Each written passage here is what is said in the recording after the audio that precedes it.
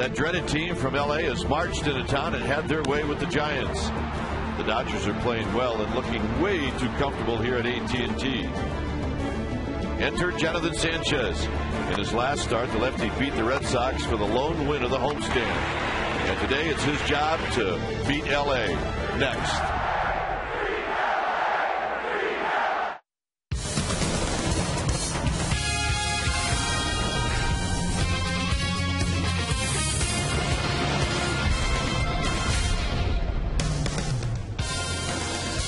Beautiful day for baseball here at 3rd and King as we get ready to wrap up this homestand and this 3-game series, Giants and Dodgers.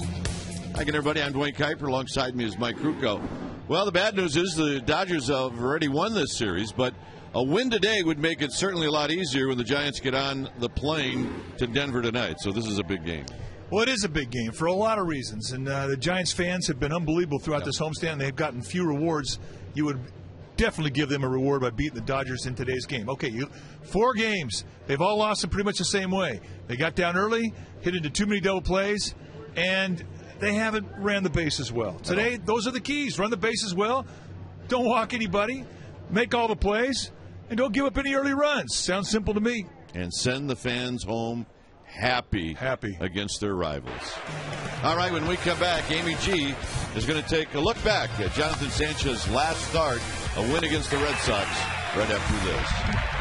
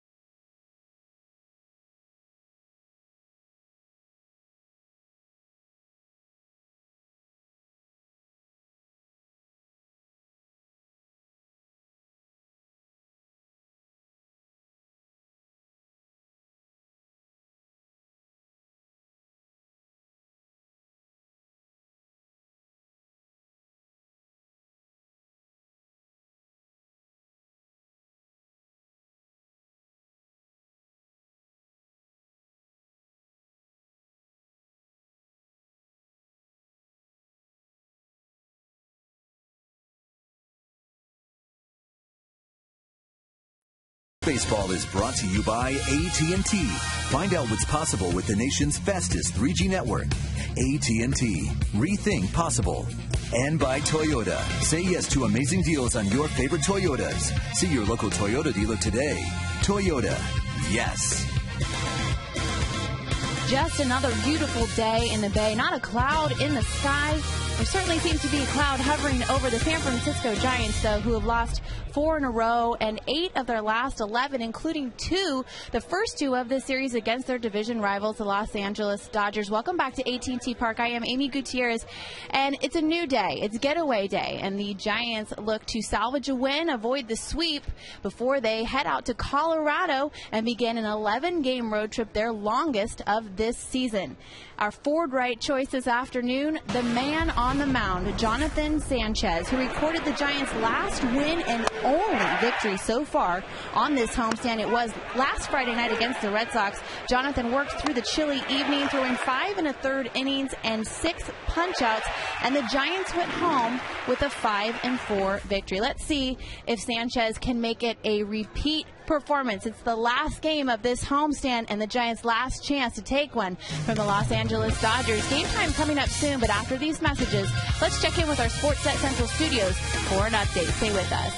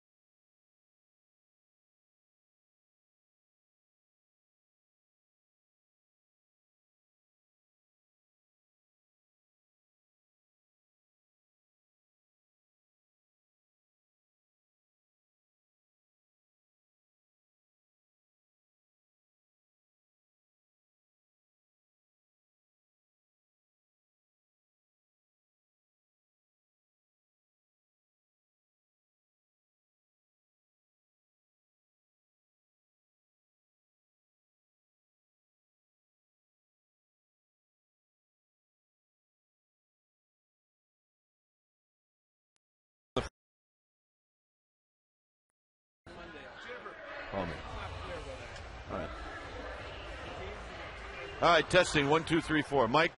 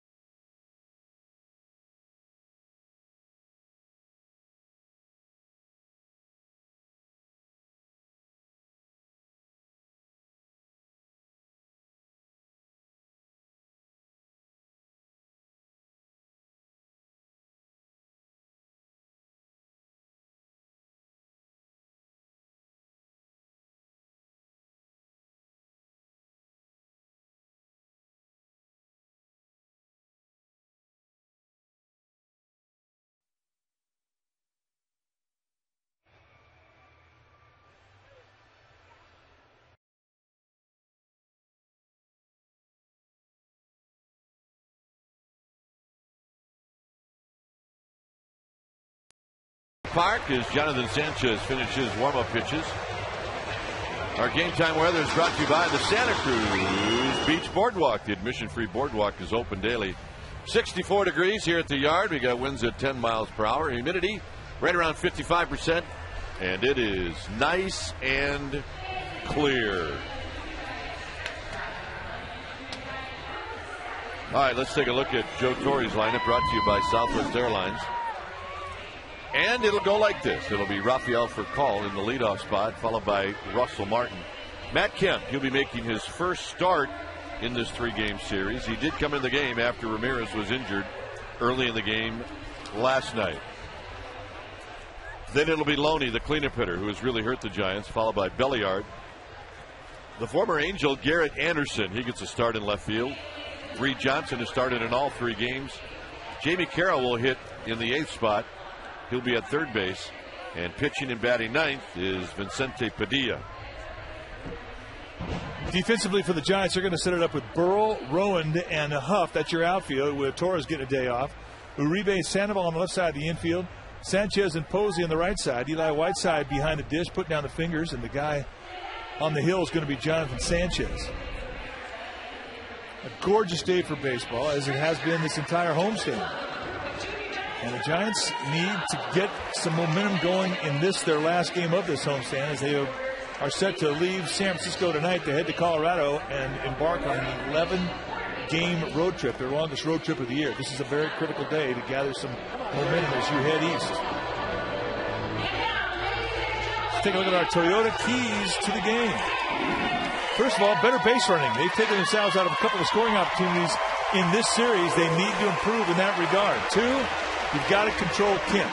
Kemp has had good numbers against Jonathan Sanchez, and that'll be one of the guys that Sanchez circles as a must to try and keep him in the ballpark and keep him from hurting him. And 3, well, how about stay out of some double plays? Giants, they've been getting 2 or 3 or sometimes 5 double plays a game. That's too many. They need to do a better job in that regard, and those are our Toyota keys to the game. Take a look at Jonathan Sanchez's numbers. This is his 16th start, 6-5 on the year, 3.03 ERA, 88 strikeouts in 89 innings. He's basically a 3-pitch guy. He'll throw a fastball that is a low 3/4 release, lazy arm delivery. It'll go 90-95 with a slurvy breaking ball and a split finger fastball, which has become his change, and it's a good one. It's a pitch that he now will throw 3-2. Against these Dodgers, 0-4 lifetime with a 5.95 ERA. This is the one team that has given him problems. Well, the Giants need a good performance out of everybody today, not just Jonathan Sanchez, everybody, top to bottom. Play better defense, run the bases better. I think that's the thing in this homestand. I think they've lost 4 games And they've walked out of the ballpark each day feeling like they beat themselves. Yeah. Thrown down the gauntlet today. They got to play better. They know it. They know what's at stake.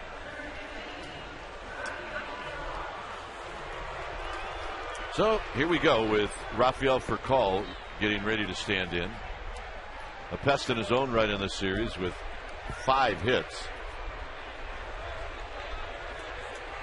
Hitting .321. Look at that, 10 for his last 16. First pitch of the ball game is on its way, and it is a called strike. So we get underway at 146.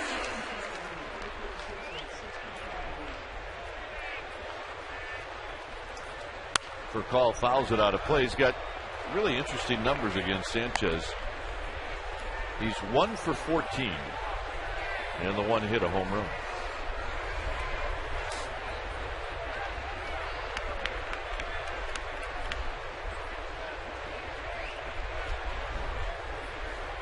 Very high with a fastball. As always, Eli Whiteside catching Jonathan Sanchez. Well, he really got underneath that one. He knew it as soon as it left his hand. Could see him turn away in disgust.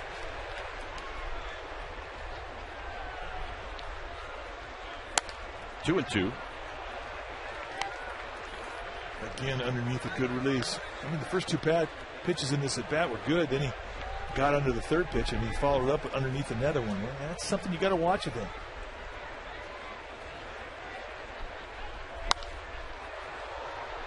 A high fastball that Furcal lifts it out of play.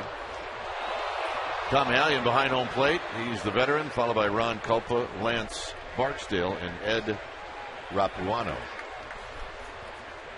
Hey, nice day to watch a game, play a game, and umpire a game, and broadcast a game. It's beautiful. 2-2 pitch. Out of play. Furcal seems like he might just do this for a while. Wasn't ever a big deal when nobody paid attention to the pitch count. Now, the last 2 games of this series, both Matt Cain and Barry Zito in the first inning had pitch counts in the 30s. And you knew it was going to be a bullpen game after the first inning. Hit on the ground to Sandoval. And the Panda. 1 out.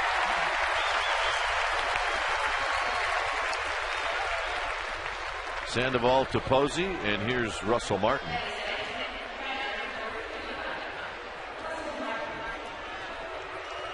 I wish we would have had that type of dugout at Candlestick. Candlestick was the open dugout.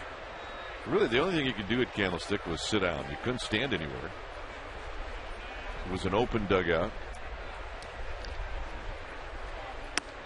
This is a great place to just lean on the bar. Well, I think they figured it out. This generation of players privileged to play in absolutely spectacular ballparks, and dugouts are much more comfortable. Martin hitting .244, takes a pitch down and away. 2 balls and no strikes.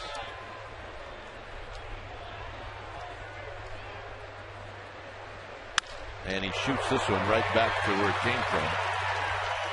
And Martin is aboard with a 1-out single.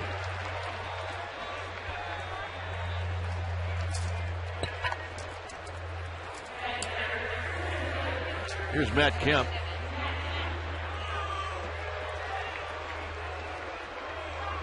Kemp at .261, 12 home runs, 40 driven in.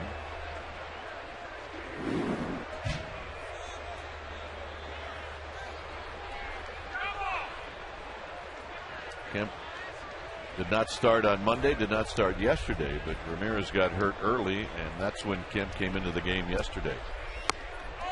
Swing and a miss. He does have some decent history against Sanchez.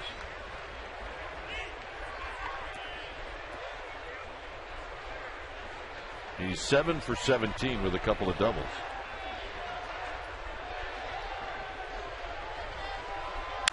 Bouncing ball foul, and it's 0-2. Sanchez comes out in front. Right. Jack Hirschhorn, stay up. I got money on you, Jack. Jets go off the back end of the stool. All right. Well, now I know why they wear the helmets. Well, the double flapper saved his life. There's Jack. It's one of our veteran ball dudes. Jack is 89 years old. Both ticked off. He didn't make the play. Yeah. Jack's trying to find someone younger than he is. And he did. He's got a choice of just about everybody in the whole ballpark. There's a block called on Sanchez. Ron Coppola, the first base umpire, explaining to Sanchez as to what he did. There's a little deception there. Cannot deceive the runner, and that sort of a move will get called most of the time.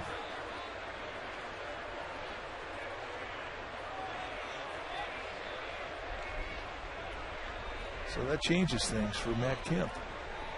Runner in scoring position.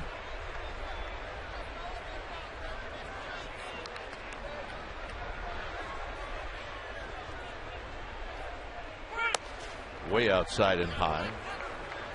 On this homestand, Red Sox scored in the first inning on Friday. They did again on Saturday, and they did again on Sunday. Saw Manny Ramirez not playing today. They're going to MRI his hamstring tomorrow as they head to Arizona.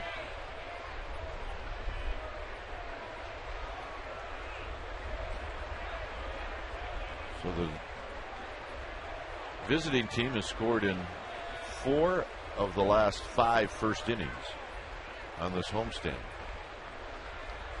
Sanchez trying to keep that from happening here in the first inning. Sanchez's last win was against the Red Sox on that Friday night.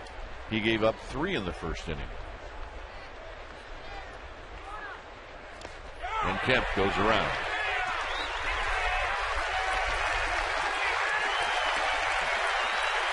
Well, that'll give confidence to Jonathan Sanchez. And one thing about Matt Kemp is he will chase. But you've got to make a good teaser pitch. You can't just throw one up there that isn't a bit alluring. That one there is a good one. That one there is one that convinced him he had a chance to get after it. Nice pitch. Big out for him. Loney was the tough out for the Giants last night, especially with runners in scoring position. He had 3 RBIs.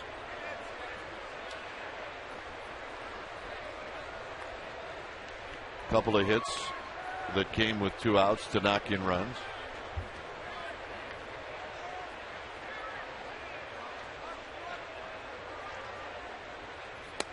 And it's down low at the knees, strike. Kind of a different way to describe a strike. 4 for 15 with a double and a home run. Loney off of Sanchez. Padilla. Jeez. Making sure we're all a little queasy now. It's 0-2.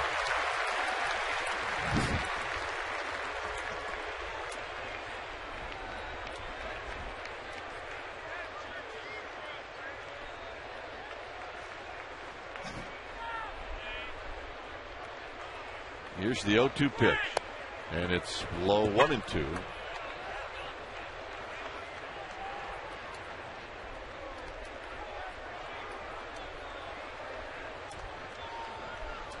At second is Martin.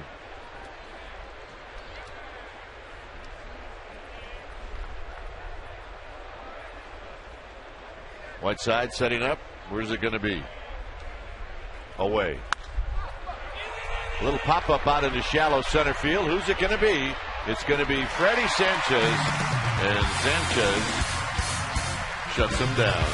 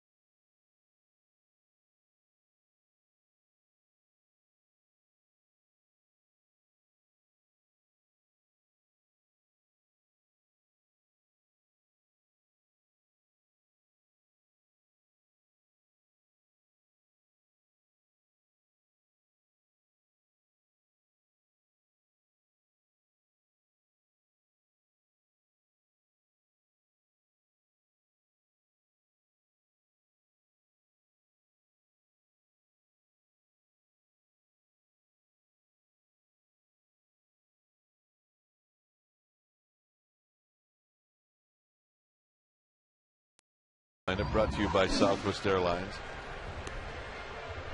It'll be Rowan Sanchez and then Aubrey Huff. And Huff's numbers against Padilla are fabulous. Burl Sandoval, Uribe in the 6th slot, that is Posey, Whiteside, and Jonathan Sanchez. The Dodgers defensively are going to set it up with Anderson, Kemp, and Johnson. That's your outfield. For Carl Carroll on the left side of the infield. Belliard and Loney on the right side. Russell Martin does the catching, and on the hill today for the Dodgers, a 10-year veteran, Vicente Padilla. Padilla, 6 feet tall, 235 pounds, out of Nicaragua. And he has a reputation as being one of the headhunters in the league. And you look back as to the last time he faced Aaron Rowan, he hit him in the face with a fastball. And it fractured his cheek, put him on the disabled list. And now they face each other for the first at-bat since that at-bat. He's a hard thrower. He'll go 92 to 96 depending on his mood. Got a big slow curveball, a slider, and a changeup.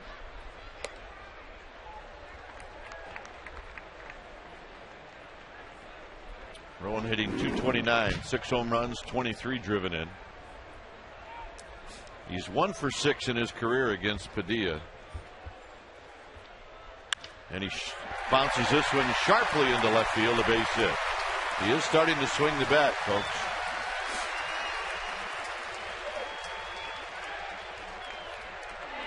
And here's Freddie Sanchez. Set up in the outside corner. This ball comes right back out over the middle of the knees, and he rakes it right through the hole. I don't know, Kai, do you feel a little bit better after you've been drilled by a guy in the face, getting a hit off in the next 10? Yeah, you do, but you'd like to get about 3 more. Sanchez, this will always be a rivalry in Rowan's mind. Forever.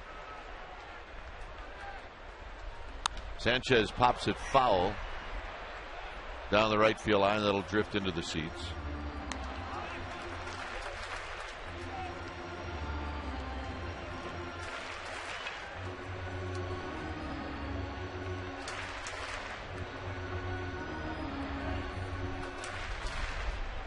Sanchez 2 for 7 in this series.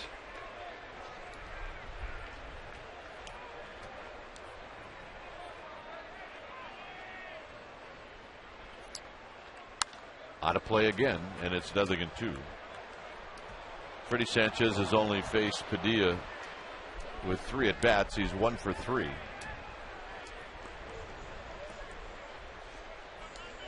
And Padilla right now a quick 0-2 to the Giants' second baseman. Bottom of the first. Giants trying to get out of town with a win.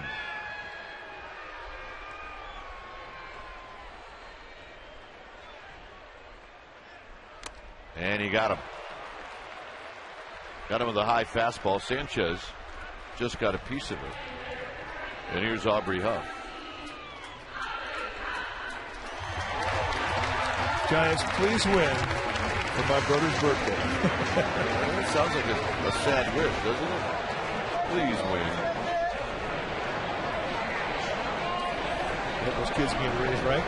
There's mom and dad. Here's Aubrey Huff. Big slow breaking ball for a strike, and it's 0-1. That is a balloon. It's such an effective pitch to steal strike one with, or any strike really. Because you're up there and you're geared for 90 plus, looking for sink, a little movement, thinking the outside part of the plate, and all of a sudden here comes this big balloon. It starts out over your head. It's like trying to hit a slow pitch softball.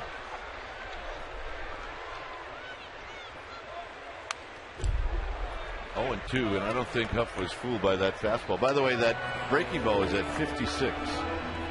That's the slowest pitch I've seen this year.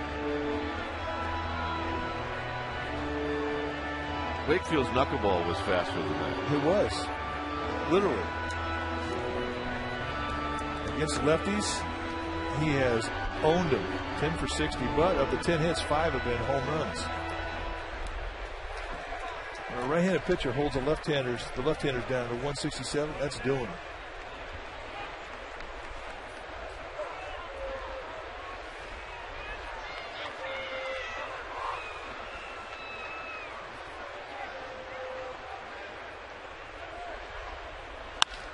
Double play ball. And for call, we'll throw him out. After one, nothing. Double play.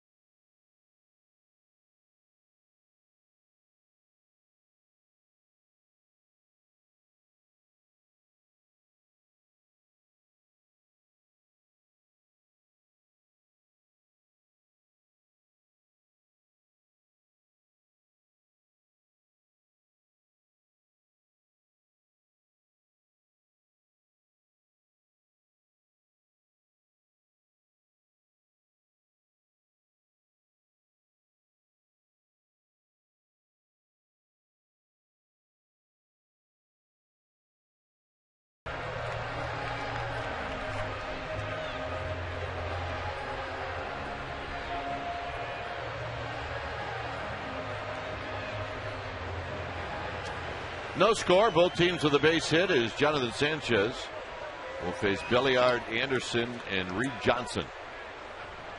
Second inning. Belliard lifts it out of play. He's 1 for 3 lifetime against Sanchez.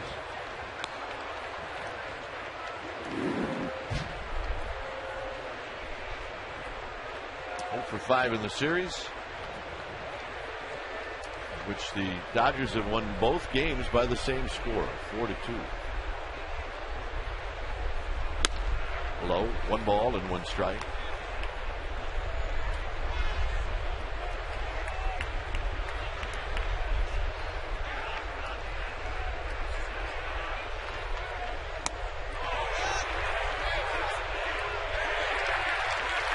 Belliard goes around. It's 1-2. It's fun being at the ballpark, and we can hear all of the vendors as they're hawking their wares. Every once in a while, we'll get a on the ground to short. Juan Uribe goes down to a knee and throws on to Posey. All right, let's check in with Amy G. Hi, Dwayne. We've been telling people all this series about the second annual stretch drive named after, of course, Hall of Famer Willie McCovey. But now we get to tell people how much so far has been raised. It's an incredible $90,000, and all of that goes to help kids be able to play baseball through the Junior Giants program. Remember, if you donate in increments of $44, $440, or $4,400, you get a special gift from Willie McCovey, a thank you gift. You can donate by calling 1-877-JR-GIANT, or just log on to juniorgiants.org. We've got through the rest of the day to donate. Gentlemen? All right, it's a good cause, named after a terrific Giant. As Anderson takes low, 2-0. And we can all help the Junior Giant stretch drive. So I want to get some of that kettle corn down below. Well, yeah, that was the vendor was saying something. We couldn't figure out what he was hawking. It turned out he was hawking kettle corn. But even though we couldn't understand it, it was pretty entertaining.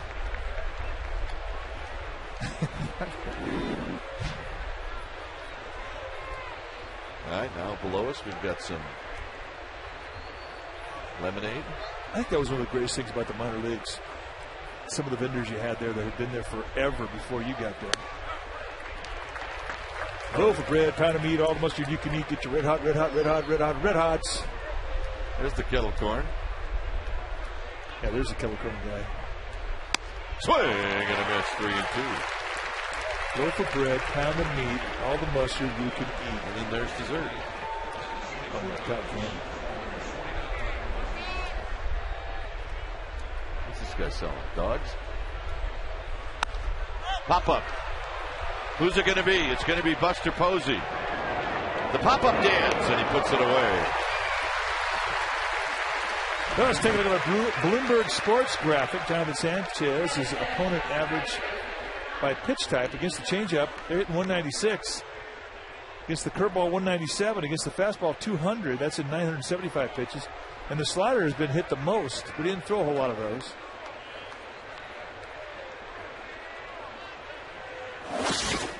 It's because he quit throwing. Here's Reed Johnson. Johnson lines this one, center field, hit pretty well. Rowan got a good jump, and he will track it down to end the inning. Sanchez with a nice 1-2-3 inning, 0-0.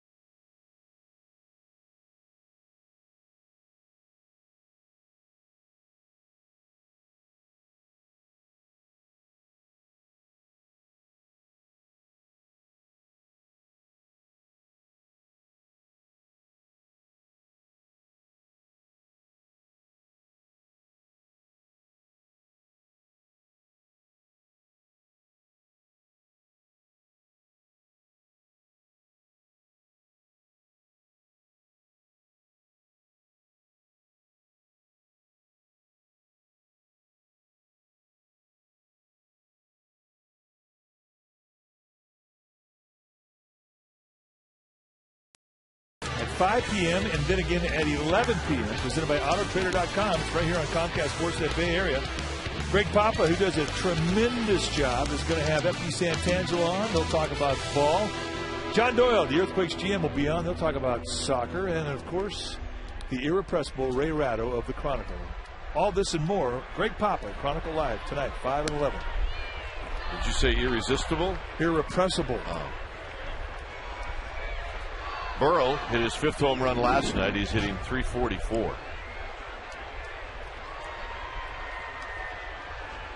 And he takes low. 2 balls and no strikes. He's only had a couple of at-bats lifetime against Padilla. And he's 0 for 2. 0-0, bottom of the 2nd. In front of another very nice crowd. The bleachers are packed. The arcade is packed.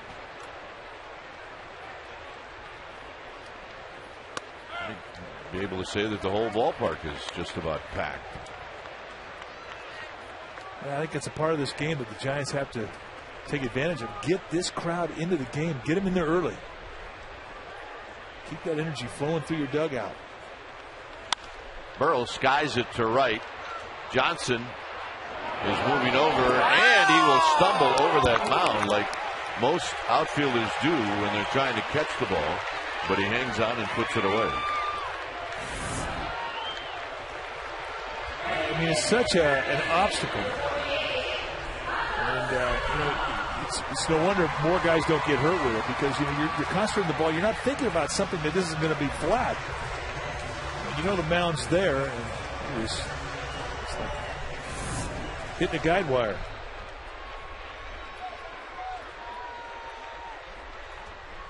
Here's the Panda who sees that big balloon for a ball down low. 51 miles per hour on the gun. That's the funkiest pitch in baseball.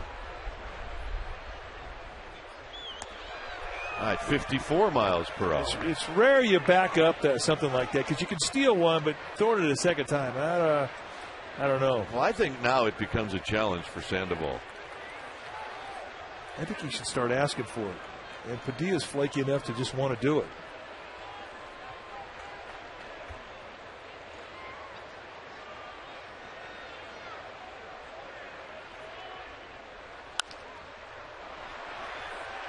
Jamie Carroll in foul territory.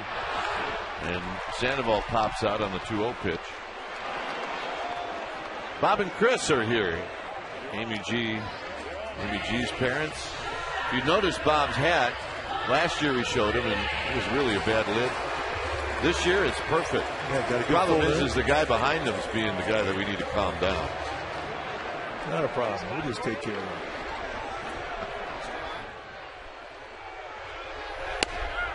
Some people cannot help themselves. You ever notice that? Oh, yeah. I live with a couple. Yeah, so do I.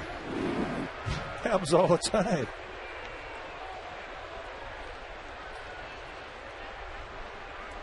Uribe swings and misses, 0-2.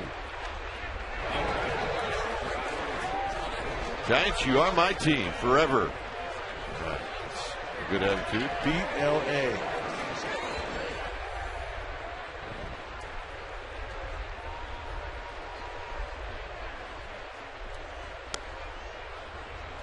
Uribe 4 for 11 in his career. His at-bats against Padilla.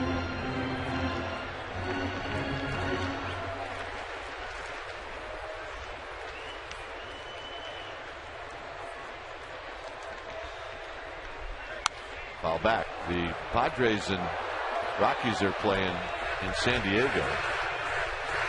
So it's a race to see who can get to Colorado, to Denver tonight between the Rockies and the Giants. Both obviously would like to get there with a win under their belt. Breaking ball hit on the ground. Jamie Carroll kicked it. And Uribe is going to be aboard. Well, you don't see that very often from Carroll. He is a sure-handed infielder, especially on a play like that. Well, he got what he wanted, the short hop, but it kicked up to the heel of his glove. As Joe Morgan say, nothing routine about a routine play, and this proves it.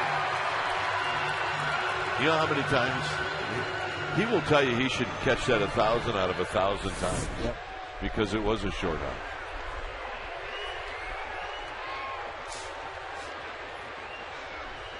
Here's Buster Posey. Posey takes a strike. Average at 290. Got off to such a hot start and then cooled off a little bit. He has hit the ball pretty well in those 9 at-bats where you see he doesn't have a hit.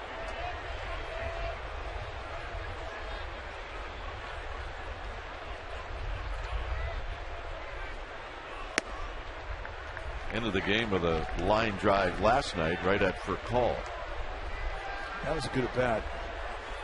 Oh, Belisario threw a pretty good sinker. First pitch, you get it in strike, and Posey jumped all over it.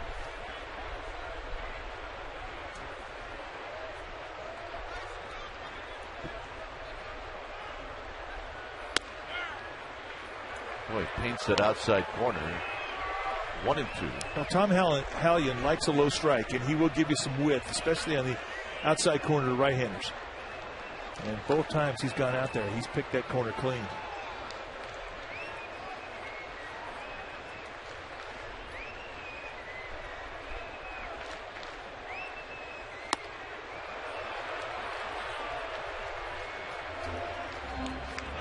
Marcel Martin asked Hallion if he would check, and Hallion said no.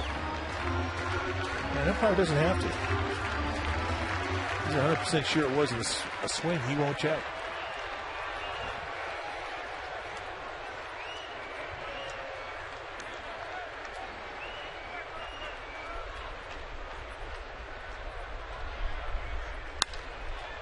High and foul into the seats down the right field line.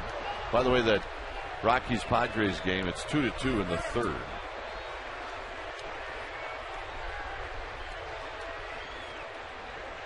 Lots of sunshine here at the yard.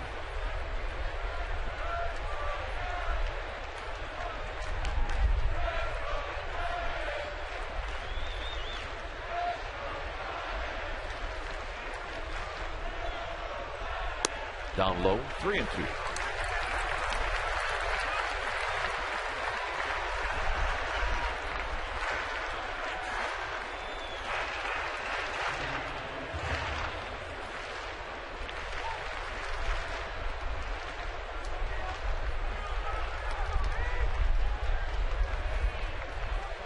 So Uribe will take off. The ball in the gap now would give it Uribe an advantage. Martin setting up away. And the payoff. And a swing and a miss. And Posey's gone on the strikeout. A fastball. Giants grand one. Third inning coming up.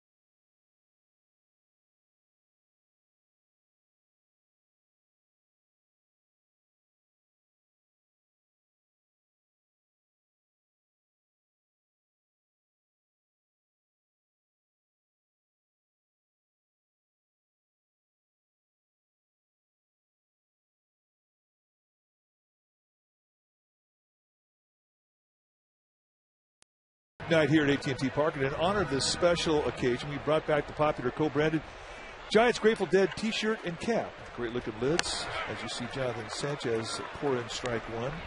The Giants are offering the special package by phone, mail order, and it's $40. It's $7 saving, and the individual items are currently on sale exclusively at any Giants dugout store. So if you're a deadhead, you're going to want these because they're very cool. And it says a lot about the Giants. It says a lot about Northern California right here.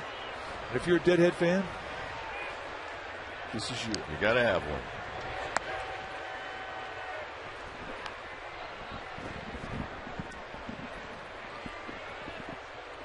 This is Jamie Carroll. Something to wear in Denver. I'm all over it. I'm psyched. Something to wear in Denver.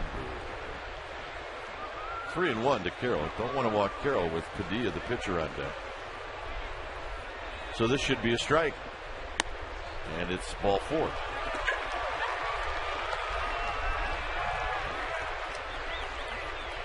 Giants Baseball is brought to you by Big O Tires. Post your comments on the San Francisco Giants, about the Giants, on the Big O Tires sports blog at csmbayarea.com.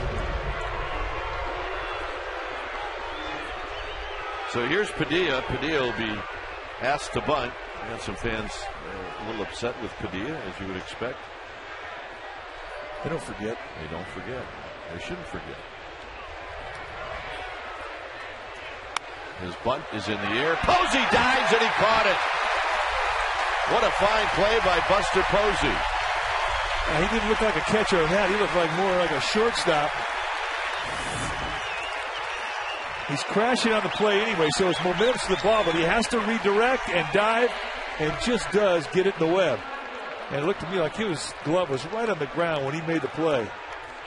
What a great pick. That's a great play. Let's play that one more time. That's fun.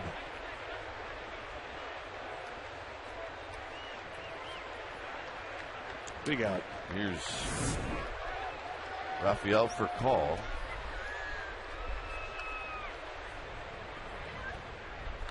For call bounced out to Pablo Sandoval. Did that in the first inning. 0-0. There's a Posey fan.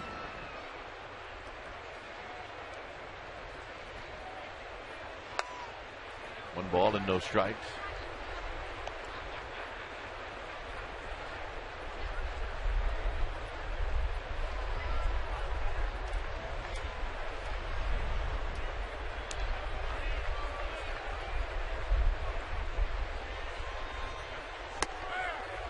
Dodgers head to Arizona.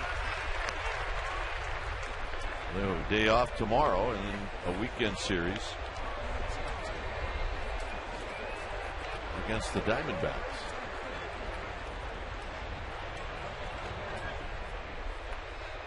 Carroll with his lead. High, 2-1.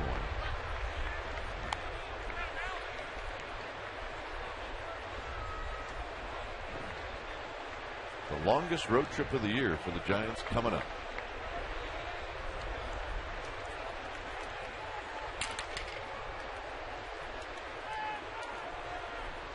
Two-one pitch to Furcal is swinging a little dribbler foul. I figured by Thursday you and I won't be speaking.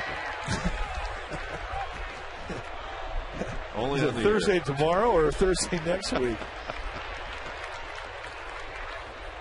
That would never happen. Well, once you get in a city on a 4th day, on a 4-day trip, that 4th day seems long. And there's 2 4-day trips here.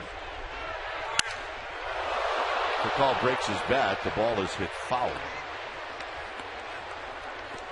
4 days in Colorado, 4 days in Milwaukee, and that's what's going to make this trip seem long. And then you tack on a 3rd city at the end of it in Washington.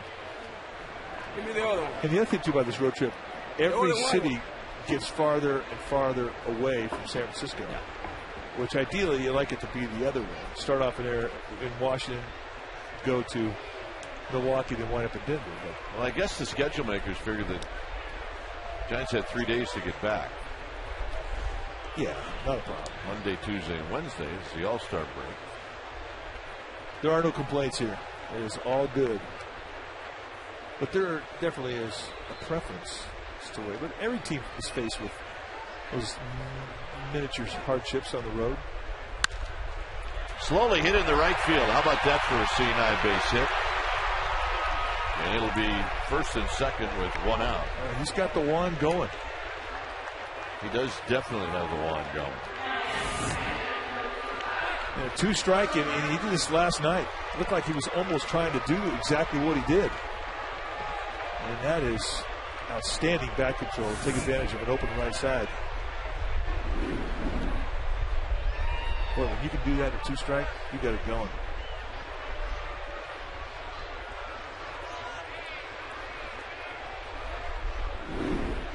Here's Russell Martin. Martin takes a pitch inside for a ball. Martin slammed it up the middle for a base hit. He did that in the 1st inning. And he's a cha-cha ball. One of our favorites here at the ballpark. Swing and a miss to even the count. That's the split. Michael Irvin is a cha-cha ball guy. And he gets the tie discount, too. You come up in a day game with a tie on, they give you 10% off. We're just kidding. I think they charge a double.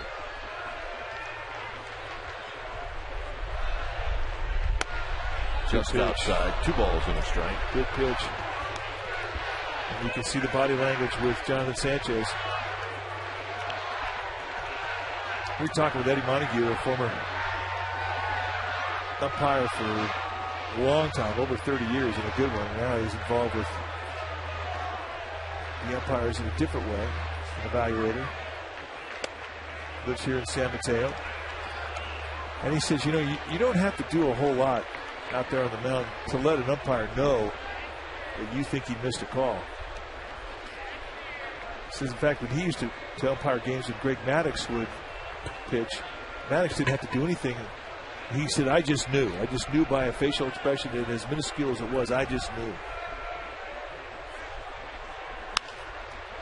Martin lifts this one out to left field. Burrow is coming in. He will put it away. Let's get up to Luke Paddock on Russell Martin.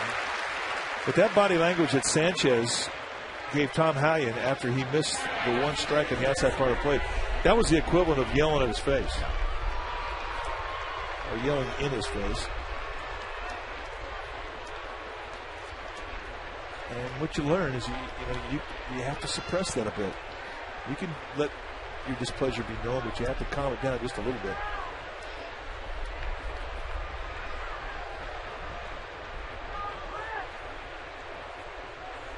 Here's Kemp.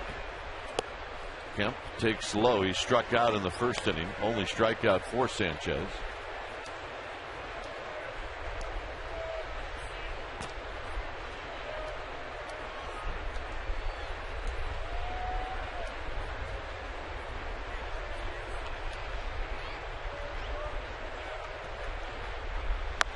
Low again, 2-0.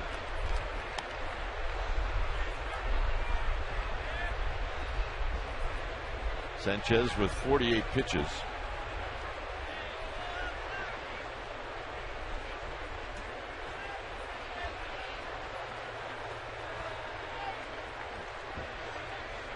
Carroll at second, for Call at first.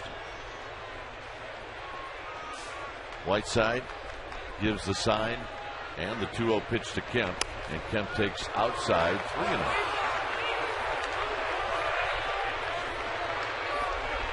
And he will have a green light here. Next pitch, number 50.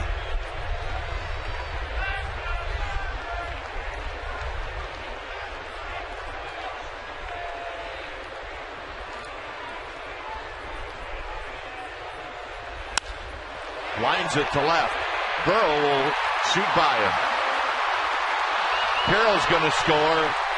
Right behind him, Martin is going to score, and it's 2-0 LA.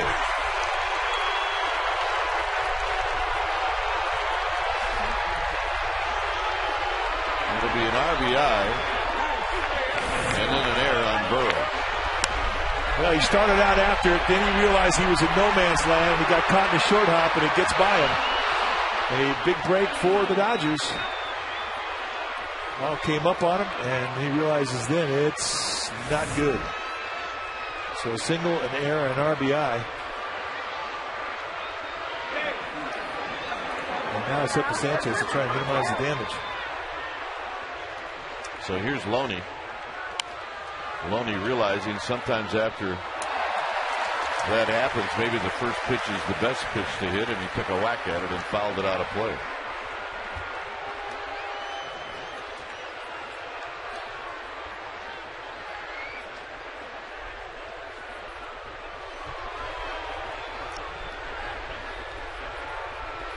Loney popped out to Sanchez. Freddie Sanchez to end the first. 1 ball and 1 strike.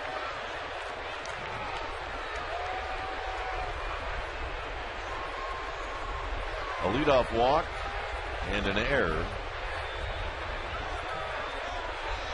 add to the Giants' problems here in the third.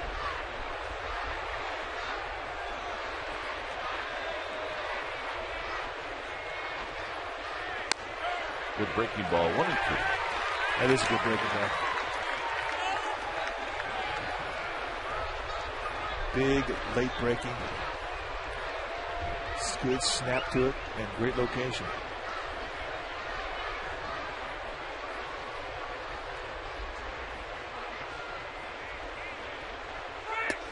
Got him. And that'll end the inning. 2 runs for LA, 2-0 Dodgers.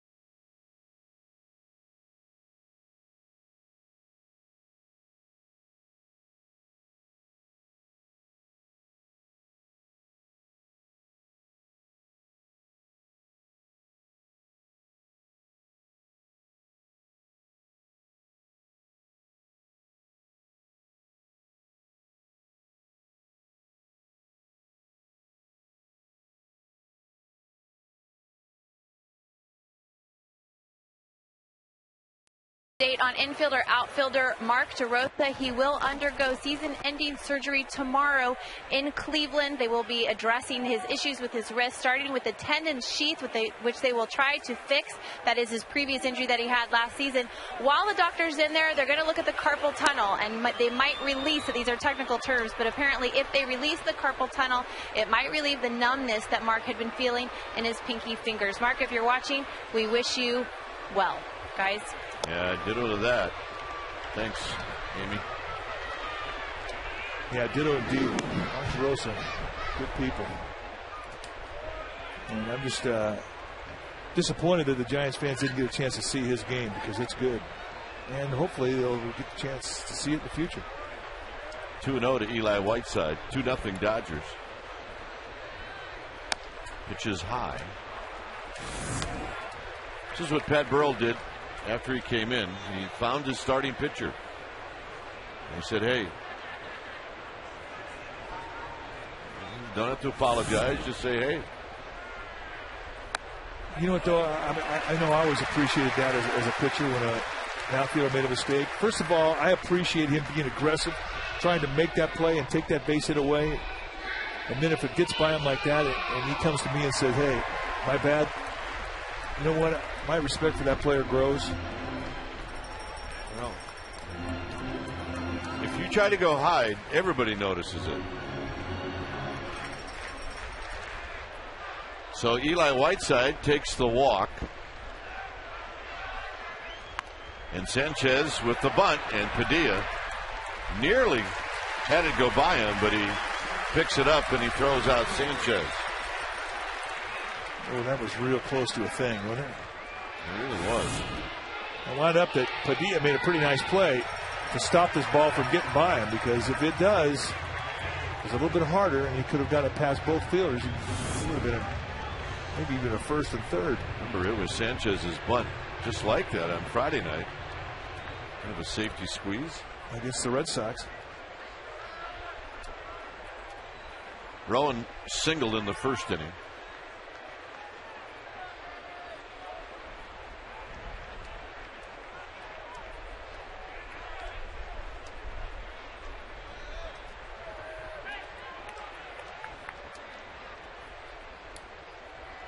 Whiteside with his lead, and Rowan takes a strike on the inside corner, and it's 0-1.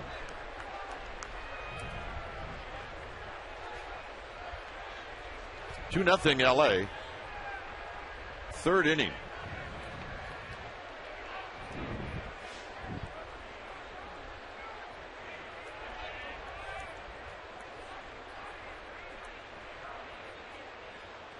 Swing and a miss. 0-2. It's a good swing.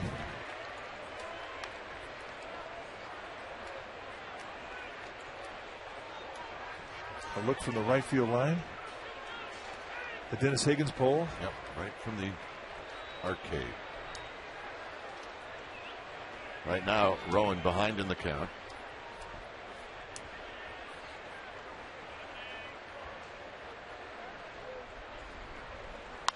Rowan, little flip job out to right field, but it's right at Reed Johnson. 2 outs. So it'll be left up to Freddie Sanchez. Now these are the at-bats right here. You're down 2 runs. You get up there and run in scoring position with a couple of outs. You knock a run in here,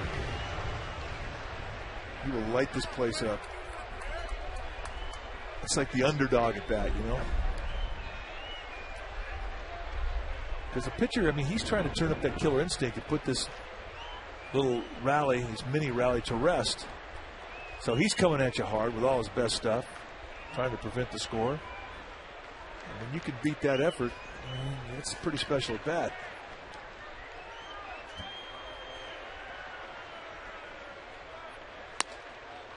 In tight to Sanchez. 2 strikeouts for Padilla. Sanchez in the first, Posey in the second.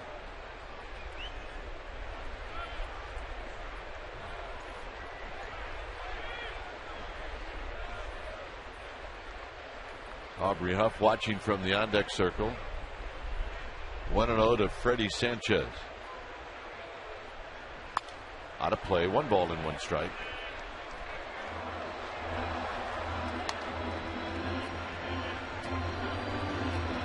Giants trying to finish this homestand 2-4. They would not have taken that if somebody offered it to them before the homestand started. They will now. Yes, they will.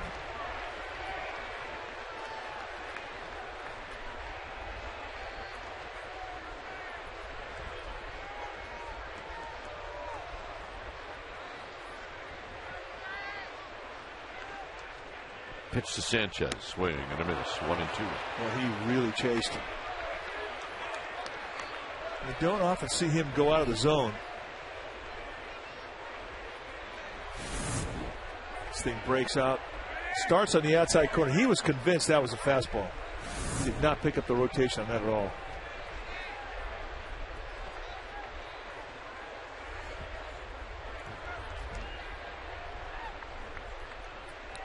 See if they come back with the same pitch. Down the right field line. That's a foul ball. Boy, just poking, trying to protect the zone. Almost comes up with a pearl. Well, that's where the Dodgers have him played. The ball was about 6 inches off the plate when he finally made contact to him. He scored it up. I mean, that was solid contact. See if Padilla thinks he's got the inside part of the plate here. Well, normally, he certainly is not a guy that's afraid to go inside. They're going in. Hit on the ground towards the hole. Furcal has it. He's got a gun, and he throws him out to end the inning. Giants strand 1, 2-0 Dodgers.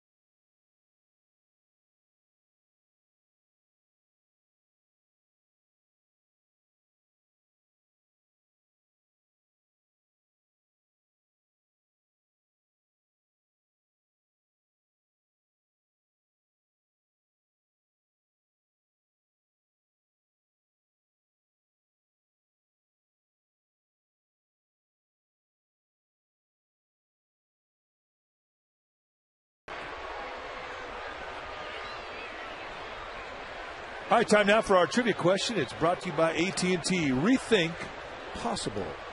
The question today: name the 2 Giants in the San Francisco era to record 50 or more home runs against the Dodgers. Let's think about that. Belliard takes a pitch down low.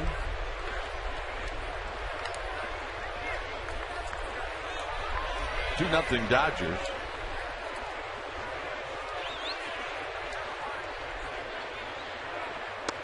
Good breaking ball to even the count. Giants have had to play catch up in just about every game this homestand. Every game, including the one they won. And if Belliard goes around, it's 1-2.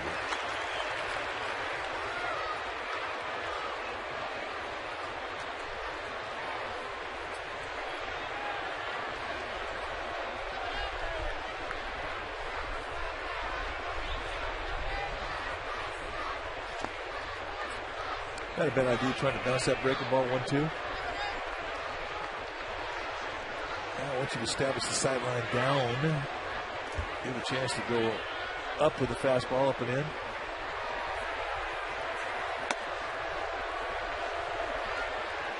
Sometimes it's just hard for Sanchez to avoid the 3-2 count. Well, we have pandas. I'm not really sure what animal that is. Is that a brown bear? Sanchez with the walk. This is what got him in trouble in the third.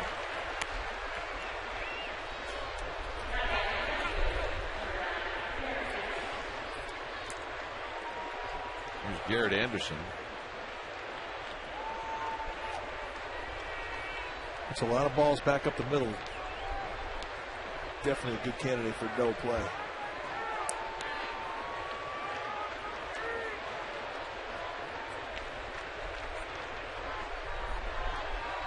Line drive, fouled on the right field line. Look at that.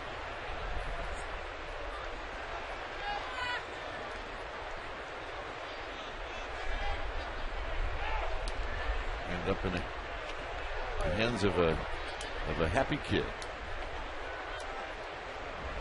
There's our splash cam. Earl Downey. One of the all-time best at the splash cam. Oh, yeah. They have coming out soon, the Splash Cam Hall of Fame, of which there are a number of nominees, and Muldowney's one of them. Yeah, Dave Stagnaro.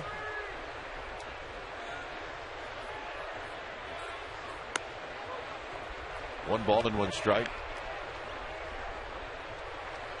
Yeah, from this angle, that breaking ball looks like it's about a 9-foot break on it.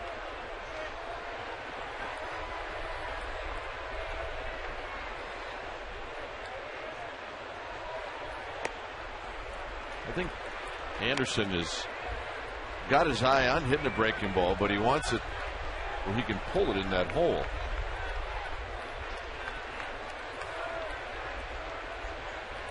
Sanchez is cheating over.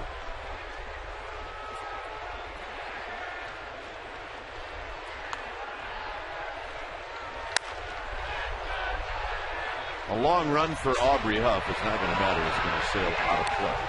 2-2. Nice play. Oh, yeah. That's why I brought this rag. It works. Look at this flash down. Going in. What'd you get? Got a hard ball. Came up with the old Barry Bonds batting practice ball.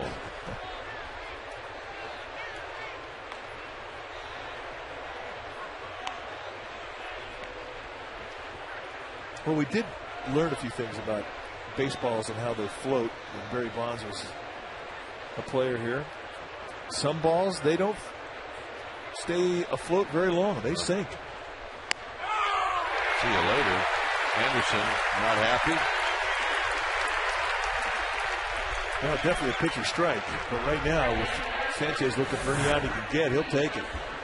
Watch the frame job. And stick right there. You got to have a strong set of hands to plant that.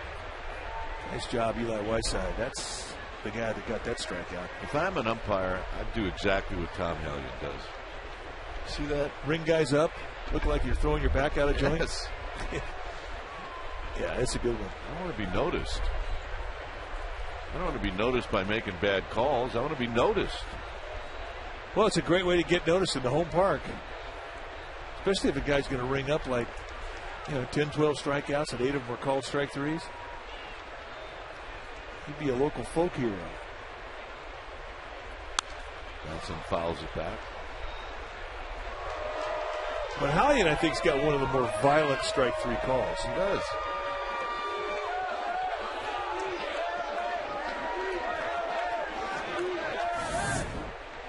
All right, let's watch Tom Hallian. Strike three. Ah! Looks like he's about ready to do the muscle pose. Either that or somebody's stealing his wallet. One ball and one strike.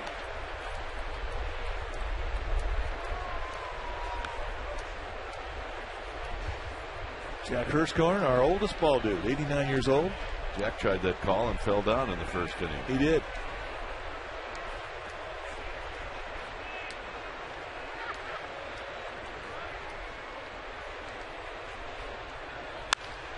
Popped them up. Aaron Rowan's got a beat on this one. 2 outs. Well, Bloomberg Sports, the leader in data analysis, has developed an analytical product being used by baseball clubs, and there's also a product for fans. Improve your fantasy player, track your favorite players and teams. All you have to do is go to BloombergSports.com for details.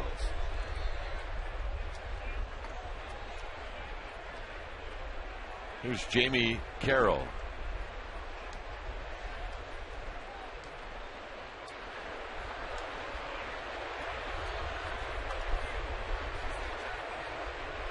Jamie Carroll walked and scored in the 3rd, and this is a pickoff, and the inning's over. Giants are coming up.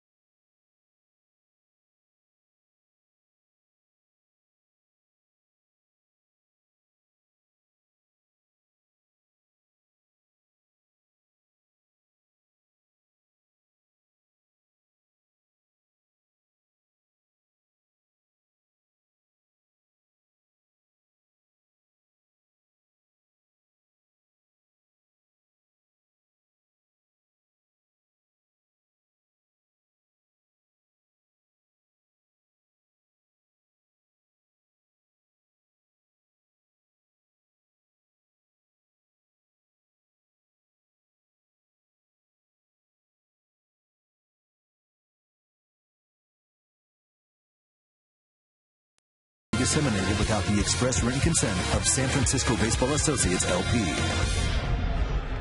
All right, let's ask and answer our AT&T trivia question. Rethink possible. Name the 2 Giants in the San Francisco era to record 50 or more home runs against the Dodgers. That was... When in doubt, say Willie Mays and Barry Bonds. That's all you got to do.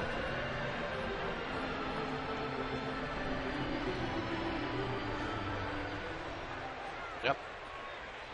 We're on TV and looking good. Here's Aubrey Huff. Inside to Aubrey Huff.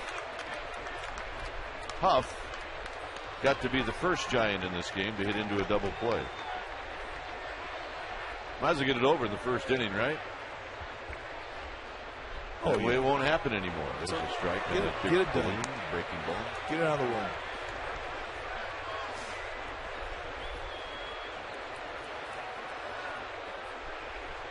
Burrell to follow. And then Sandoval.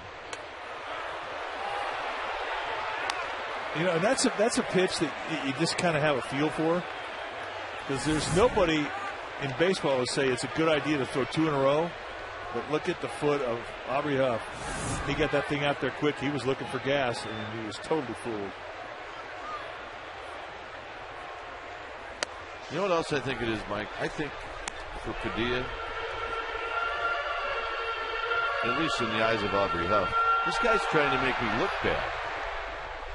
I mean, it is.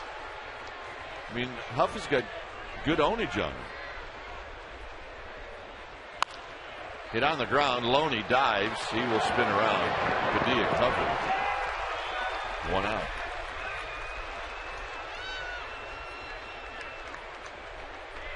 Not a great play, but a nice play. And that'll bring up Pat Burrell.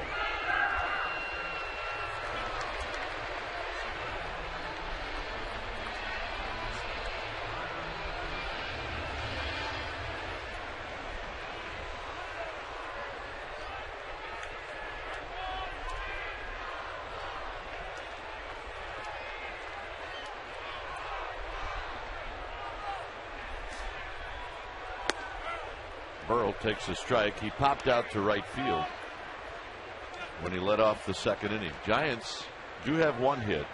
Rowan led off the first inning with a base hit.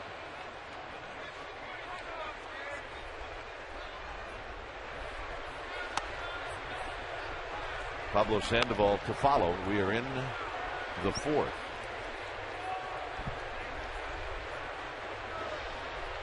Well, there's a Posey fan. Homemade Posey fan.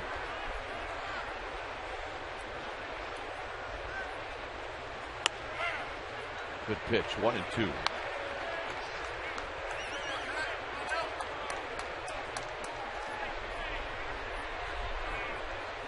To be a very deliberate, especially the on base, and he's going to take us down.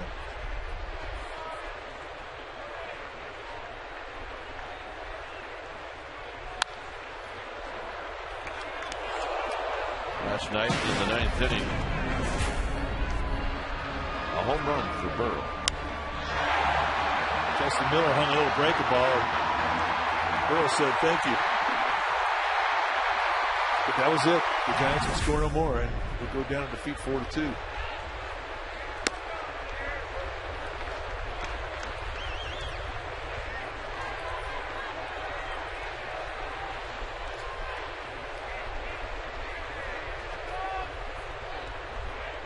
But he has played good ball. He's putting on that Giants unit. 2-2 to Pat Burrow. Burrow drives it out into right center field. A long run for Johnson, but he's going to slow down and put it away. It is unforgiving in right center field in this ballpark. No, it's windy as it is today. That wind wraps around the ballpark, comes through the portholes and the archways, and right-handers, when they hit the ball to right field, they backspin the ball. It hits that wind coming through those archways, and it just kills it. In 10.5 years, there have been 30 home runs hit by right-handed hitters. I mean, I'm not talking just Giants. I'm talking about everybody.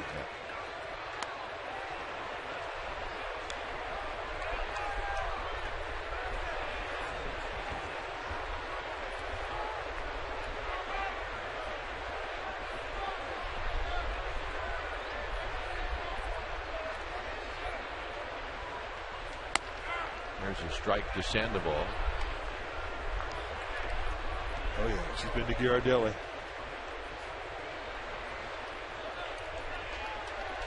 Oh, yeah. That's going to last 2 innings. I get that. 2 balls and a strike to Sandoval, who jumps back out of the way.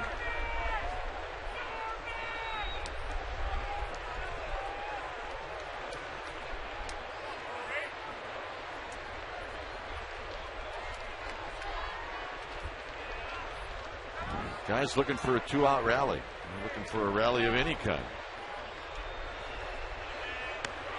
3-1.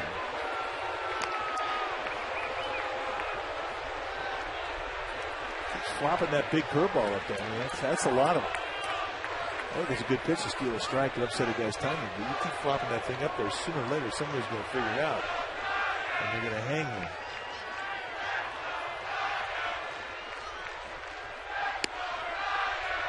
Full count to Sandoval.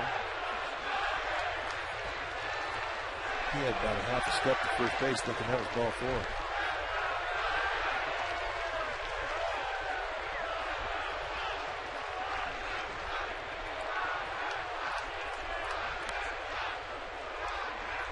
Payoff pitch. Right near the mound. And that'll end the inning. Padilla with a 1-2-3-4. It remains 2-0 Dodgers.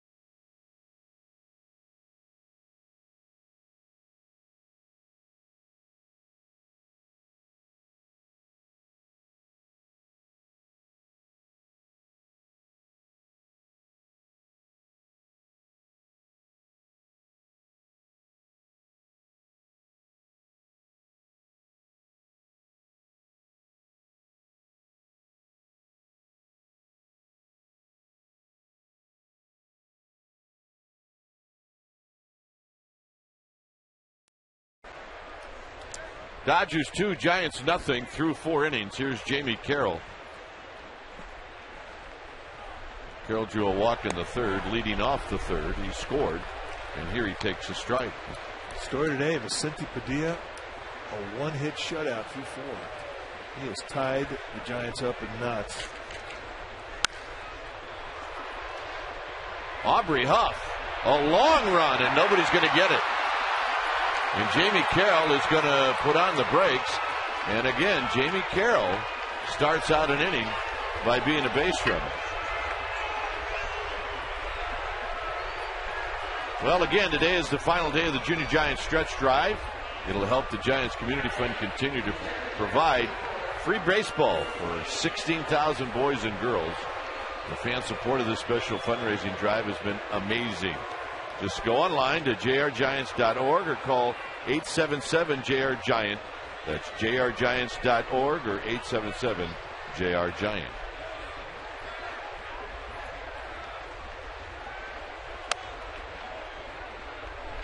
One situation now for Padilla, should go down the third base side.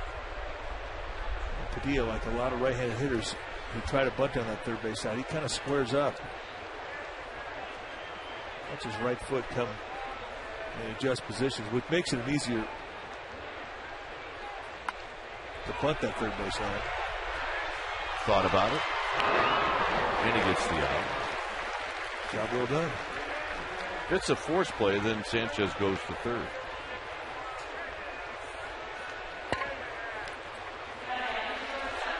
So the bottom of the order again has created a problem for the Giants, although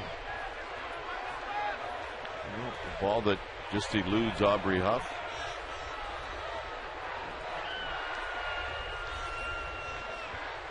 For call will hit with the bases with a runner at third and the infield in.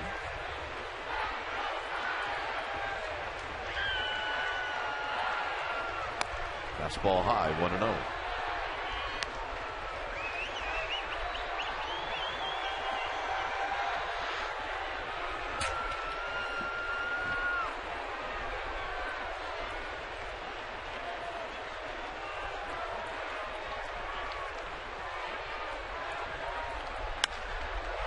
High and deep to left.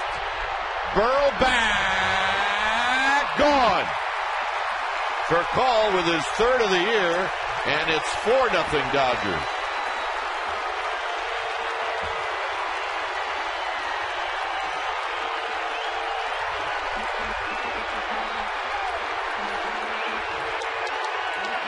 Now he was in the driver's seat 1-0, and he will gamble. That's his third home run. He got a pretty good pitch to hit. He looking middle in, gets one at the belt, and he knew it. You could see him leave the box, and he knew it was gone. Yeah, he's been trying in this series. And even with him trying, he's picked up 7 hits in this series against the Giants. 4-0.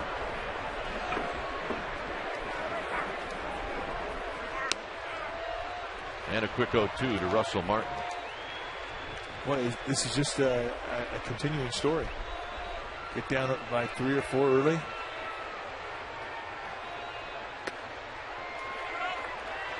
Martin retired on 3 pitches. 3 breaking balls. And I think when you're struggling offensively, that is the worst thing that can happen to you, is to get down and now all of a sudden you start pressing. Start trying to hit the 5-run homer.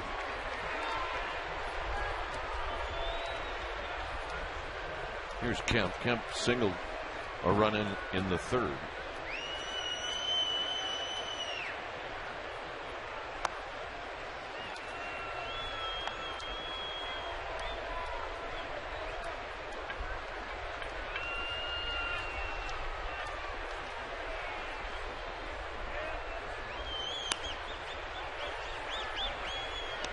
So 2 quick runs here in the 5th inning.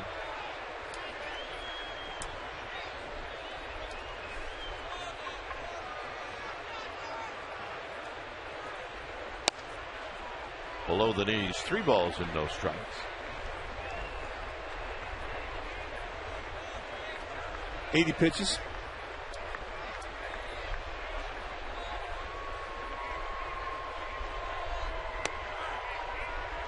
Kemp's base hit in the third came on a 3-0 pitch.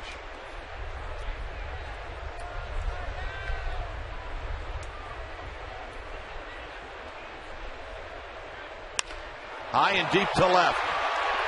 This one's hit a mile. Gone. Home run number 13 for Kemp.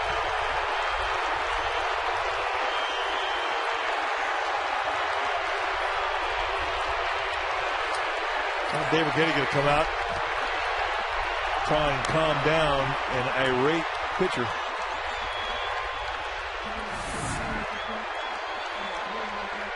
(3-1) middle in, and just like the Furcal, the inside corner, Matt Kemp sitting on it. Home run number 13 for Kemp, and this was no cheapie.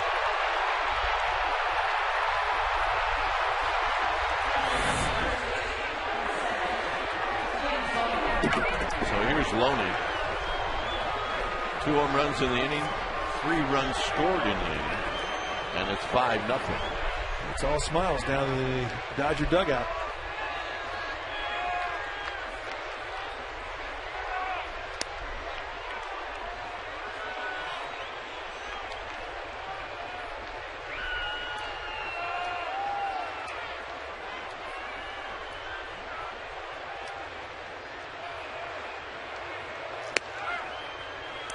Sanchez came back strong after the home run to Furcal by striking out Martin. Well behind to Kemp for the second straight time. And both times Kemp has hurt him. A single to knock in a run and a home run.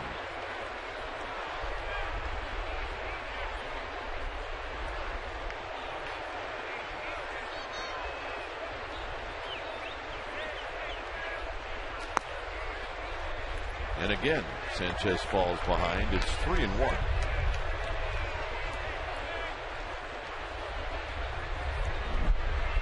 He is definitely rattled right now. His concentration has been shaken.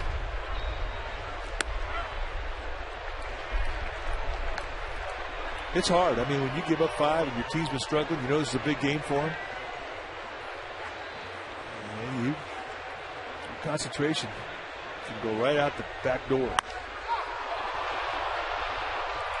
Aaron Rowan now drifts back, and that'll end the inning. 3 runs, a couple of home runs, and lots of work to do for the Giants.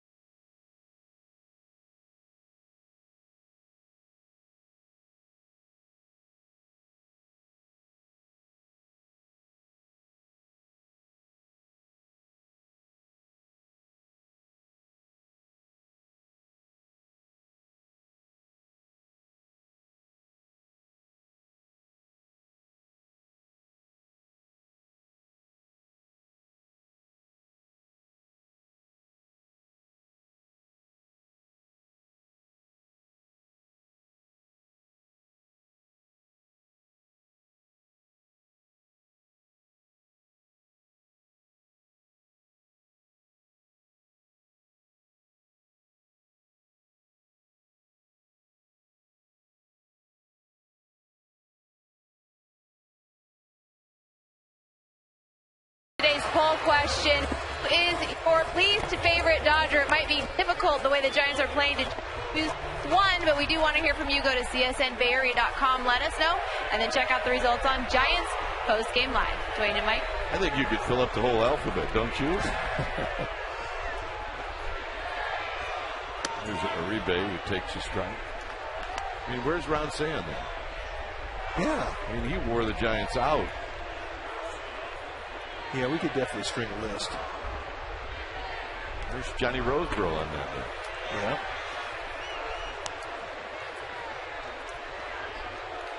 There's Don Drysdale on that one. It should be a category right in your least favorite. Well, I know who's going to win that poll, hands down. 1 and 2 to Uribe. You think the Hall of Famer's going to win it? Yeah. Oh, I mean, he's voting for himself right now. Yeah, that's a great point. He will fill in the ballot. Uribe taps it foul. That guy in the mound's going to get a few votes. Yeah.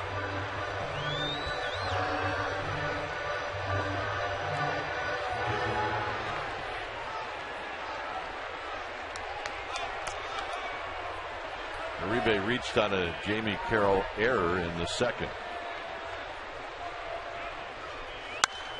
Line drive, right field, and a diving catch by Johnson. That's the way it's going? Yeah, that's the way it's going today. That was a great at bat. He did everything right. Scalded the ball the opposite way, and this is big league defense. Reed Johnson showing you why. A lot of people think that he's one of the better outfielders in the organization. Well, he's the only guy that plays a normal right field here. Buster Posey takes high. So it was Aaron Rowan who got a leadoff single against Padilla to start the game off in the bottom of the first inning, and that has been it. Only one hit allowed.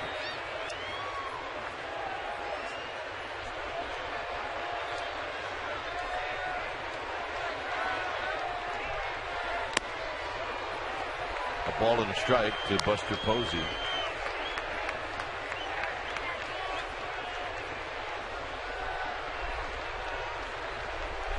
Posey struck out in the second.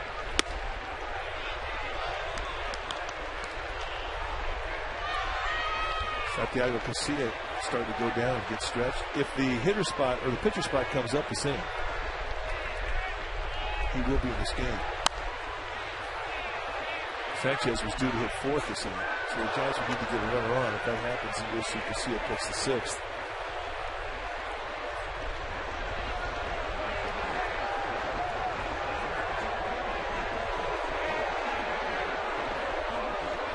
Well, the views have been great.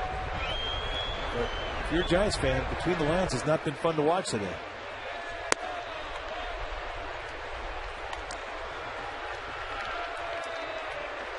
Full count to Buster Posey.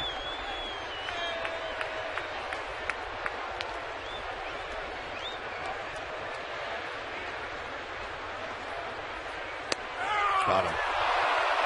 That's a rough strike right there. And that will make a grimace.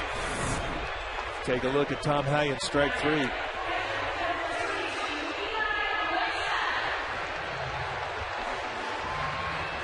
That's a rough AB. Yep. Here's Eli Whiteside. Second strikeout today for Posey. Whiteside drew a walk in the third.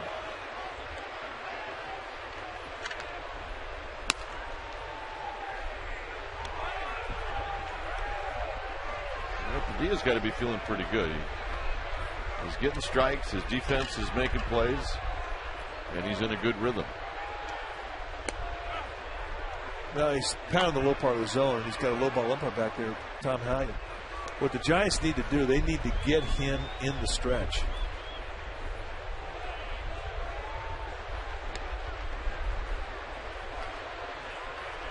Retired 8 in a row. He's just got a, as you pointed out, he's got a great rhythm out of the windup right now.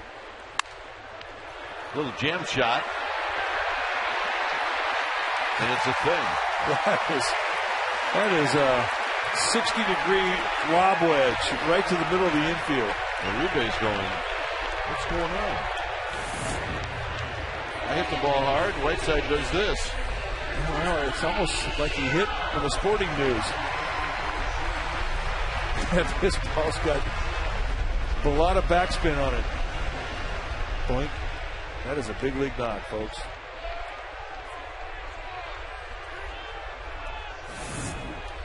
It all started off with a dead bird.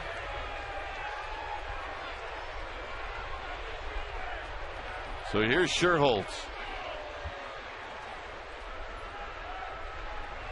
Sherholtz skies the first one into shallow center field. Who's it going to be? It's going to be Furcal who puts it away. After 5-0 LA.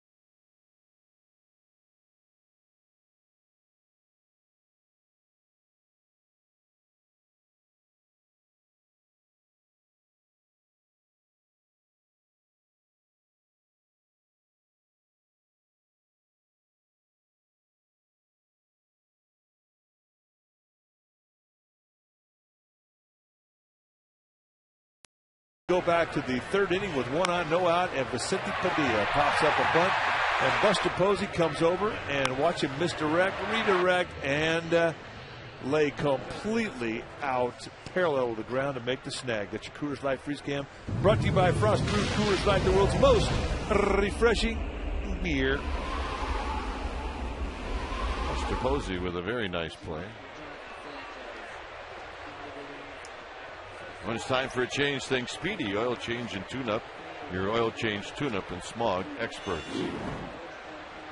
Santiago Casilla is now the new pitcher. There you see his numbers. Done a nice job since getting called up. 17th time he's come in. And he has been electric at times. I mean, with stuff that is probably the best in the organization. You've seen him throw over 100 miles an hour. 3 pitches, slider, curveball to go with it.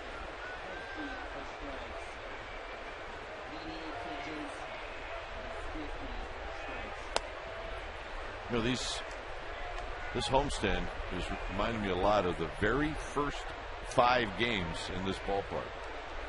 Yeah, that's a great call. When we didn't know if the Giants would ever win a game. Get out to center field, hit pretty well, but Rowan's got a beat on it. Be first out.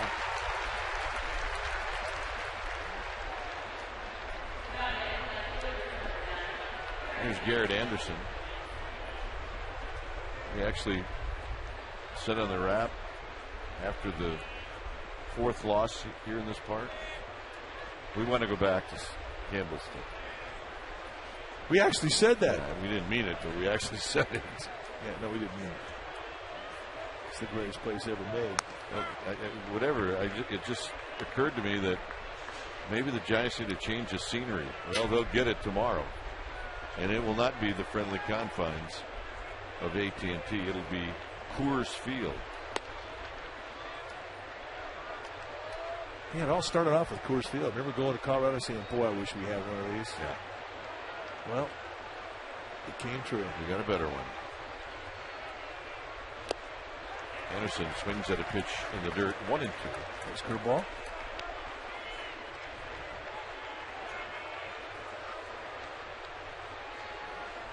San Diego is dropping a whipping on the Rockies this afternoon. It's 9-2 Padres in the 5th.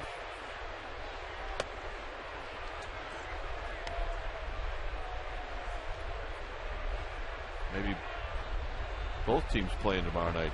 Looking forward to Coors Field. Well, it's a good thing. I mean, a 9-2 ball game down in San Diego means it's a bullpen game for the Rockies. Anytime you go into a city, as you see a break the ball, strike 3 call, and Garrett Anderson sent packing. Anytime you see a team you're going to play next have a bullpen game, that's always a good thing. Yeah.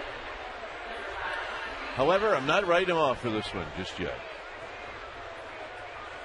They have shown signs this year of making a game effort of coming back.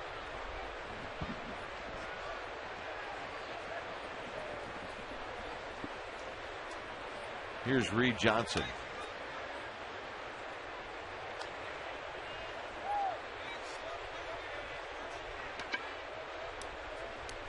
Reed Johnson is lined out and he's flied out both times to Aaron Rowan. These look like the old Chicago Cubs stirrups. They do. And the rest of the league had high stirrups, like the guys in Cleveland. Yep. This is our look in Chicago. I hated that look. I did too. I did. I mean, I think that's a bad look. I mean, we're the only team. Us and the Cincinnati Reds had the same type of leggings, but of course they were red. I mean, if you don't have any calves, that's a horrible look. I mean, at least Johnson can pull it off because he's got calves. That's why Frank Robinson wore the pants as far down as he did without blousing him. He had no calves. Guys used to tease him. They'd say, you need to put on maybe 3 or 4 pairs of socks. He did. He wore about 6 pairs of sanitary socks. And that'll do it as Casilla blows away Johnson. All right, it'll be Rowan, Sanchez, and Huff coming up.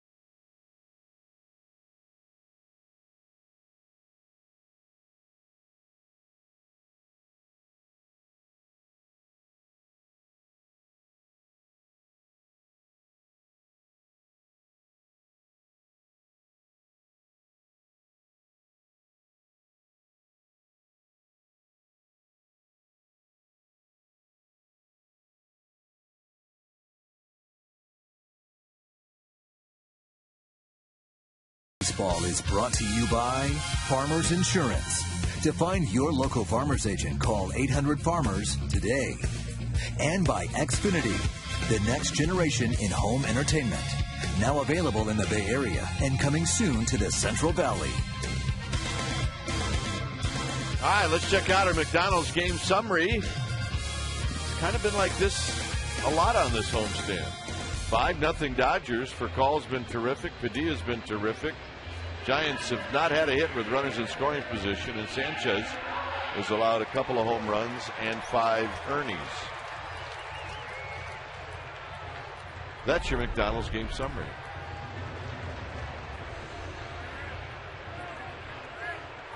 So here's Rowan. Rowan, Sanchez, Huff. Rowan skies one. Center field. Kemp back. Out of here. That feels better. I got to believe that felt real good for him. To take the guy deep that broke your face. And we're going to make it our Dodge Ram drive of the game. I'll tell you, partner, that didn't make him feel better. It made us feel better. Fastball, and that's no hanger either. We talked about it, the good swings that he's been having, and here's another proof positive of a great swing covering a tough strike, and to be able to take that thing out to center field, that's our Dodge Ram drive of the game. That's a big fly.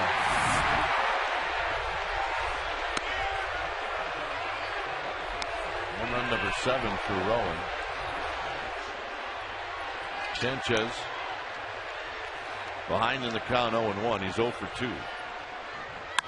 On the ground to short for call.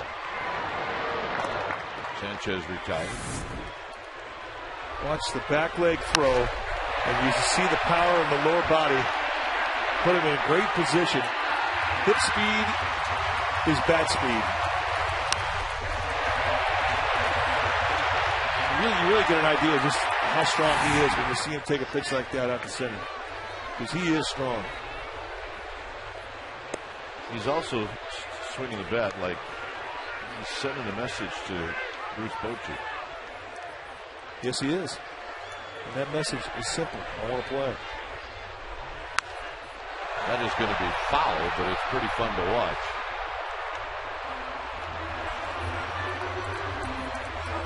Hey, move your head, Meat.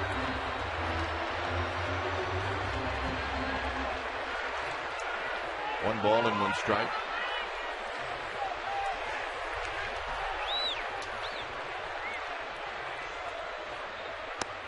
Outside corner, 1-2.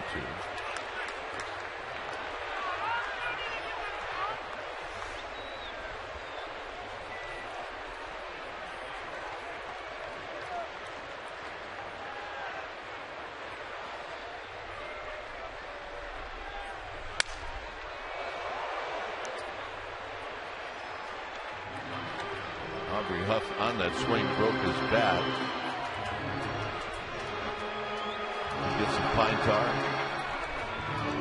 Says a few words to Pat Burrell as if to say, I want to take this guy deep so bad because that slow curveball is killing me. That may be exactly what he said. A little flip job out into center field, and Kemp is going to track it down. Timer. No doubt about it. Here's Pat Burrell.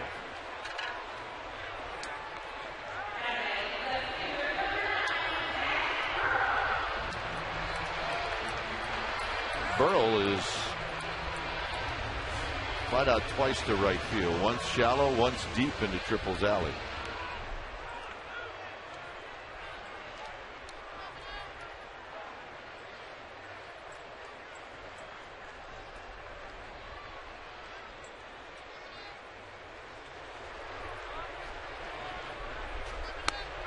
Strike to Burrell.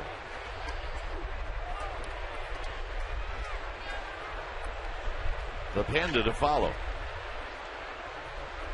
And it's looking to get a little closer. Out of play, 0-2.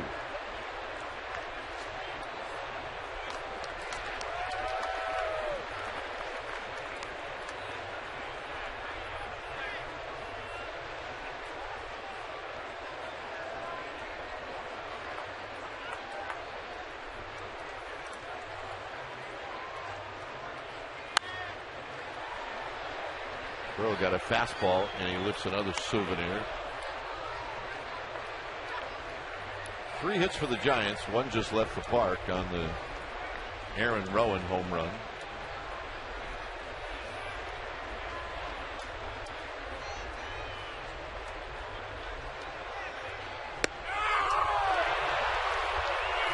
That is the 4th strikeout for Padilla. Rowan's home run, his 7th of the year, gets the Giants on the board, and it's bye-bye baby. It's 5-1 Dodgers.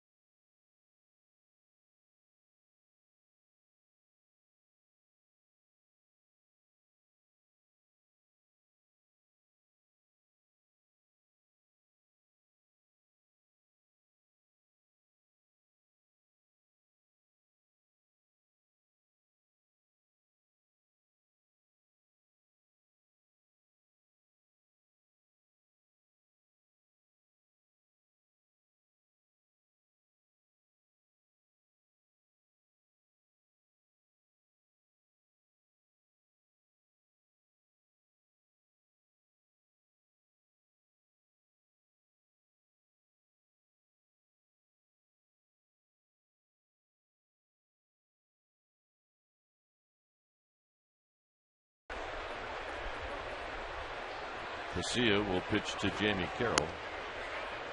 Jamie Carroll has started both rallies in this game, once in the 3rd with a walk, another in the 5th with a double. You never know where the spark is going to come from. Could come from the 8th spot in the lineup, could come from the 3rd spot in the lineup. Oh, I like that about baseball. I remember last year when they were going through the doldrums, the offense couldn't get going, and it was Juan Uribe. I think he was hitting 7th spot in Seattle that provided the spark. Down the right field line, and he's done it again. So Carroll has got a leadoff double.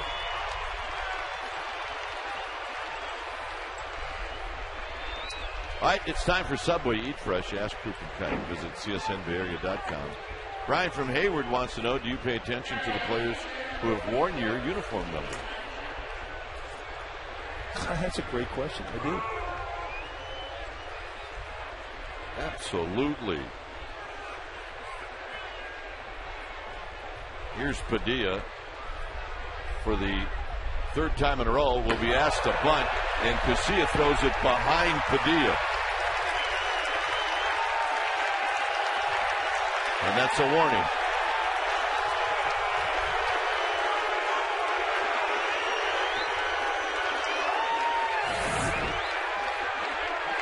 Well, it's going to be a wild pitch, but it definitely had a message on it.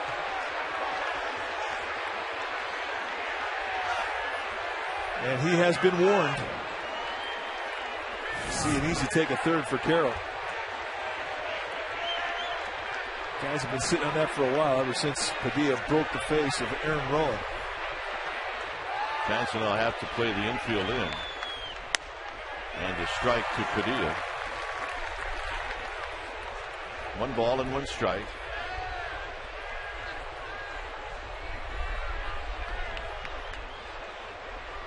I don't know how that didn't hit him. Well, you see what Padilla's trying to do. He'd like to hit one over the fence. 1 and 2. Well, I can understand why. And that had some zip on it. When you square around a bunt and you got nowhere to go, it'll definitely get your heart pounding. Definitely quieted things down here in this ballpark. Slowly hit. It's 1-2.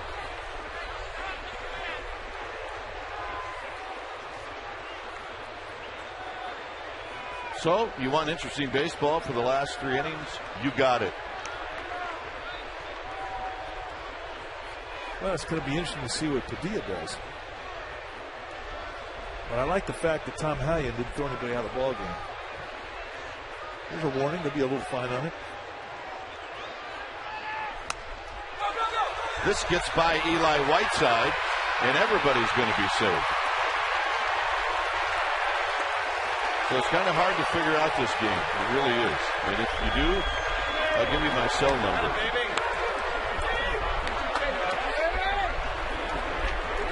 I'm trying to figure out who gets the last laugh in this whole thing. A high fastball just goes off the tip of the glove. An easy score for Carroll. And then Padilla runs in to first base. I mean, missed it by about 8 inches. And now they're saying run. He could have walked into first base. Here's for call. Well, stay tuned. It just got interesting.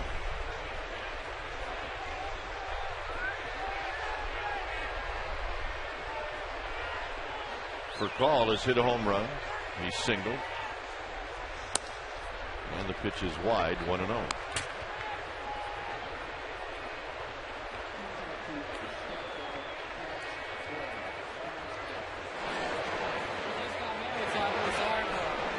Major eraser time again. I'm going to call that a pass ball. For call lifts it to left. That'll be a hit. And I think that's a bad call. I think it should have stayed a wild pitch.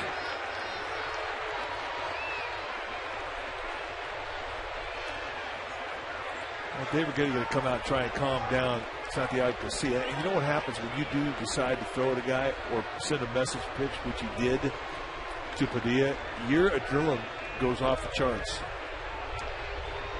And it's kind of hard to bring the calm back down into your arm.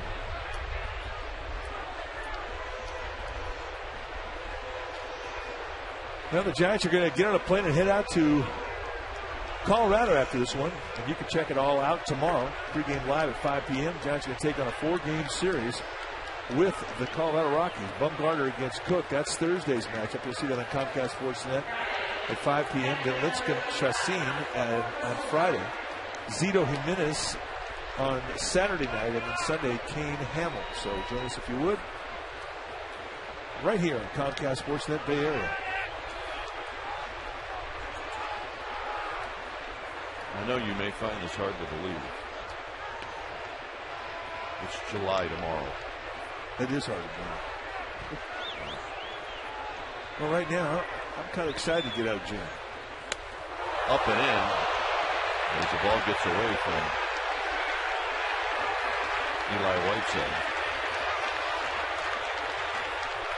1 ball and no strikes. Any intent after to see his pitch to Padilla. And this wasn't even that far up and in. It wasn't even that close.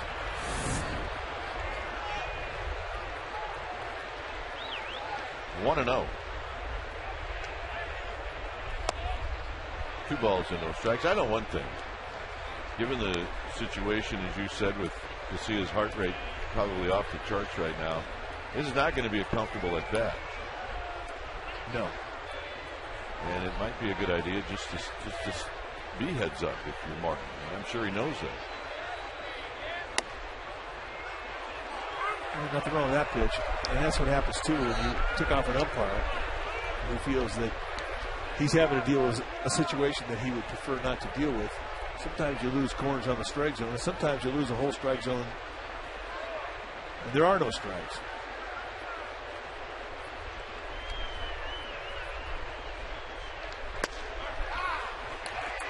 Three and 1.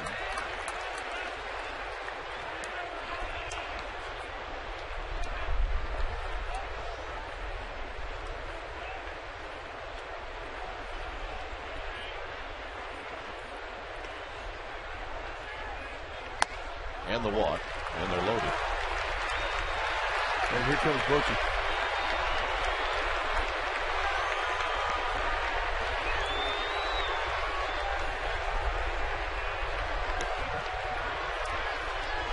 So it'll be Romo coming in when it's time for a change. Think Speedy Oil Change and Tune-Up.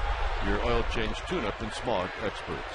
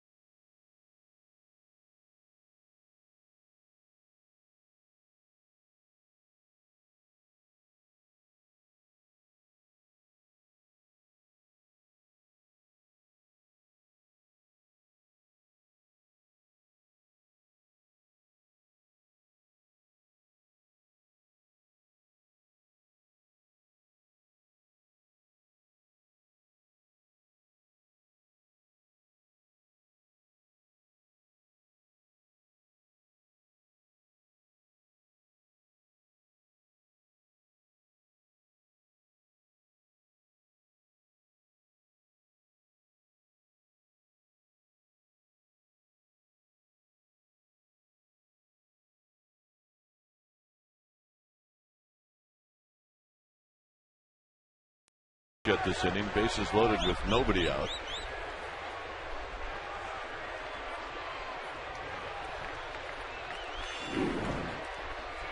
Romo is settled down. He's been pitching very well.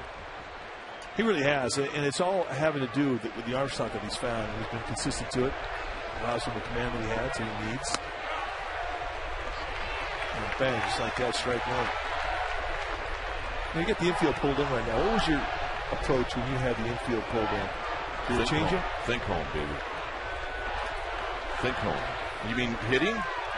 Yeah, hitting. You know, Mikey, I think you just really have to concentrate on trying to hit the ball hard. Out to right field. Aubrey Huff won't get it. The throw to second, and almost a force play at second. A run comes in. It's 7-1.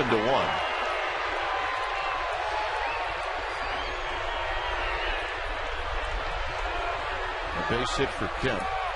A little bloop job. That's his third hit.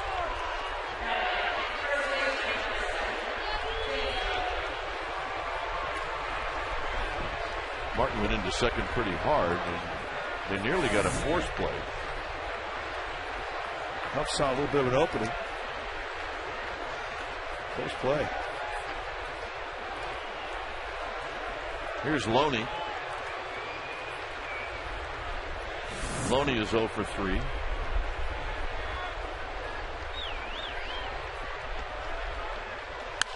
he fouls it out of play.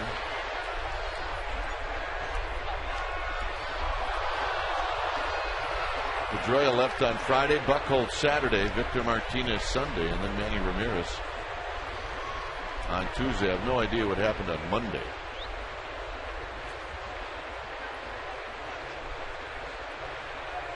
Well, Monday you stubbed your toe, remember? I did. I do remember that. Hit on the ground, foul, 0-2. Mariano Duncan, the first base coach, old shortstop, second baseman.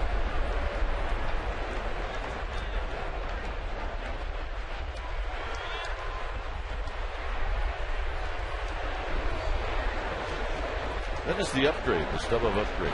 It's where you want to be. I need to get those from my house. Popped up. Sandoval battling the wind and the sun, and the Panda will put it away.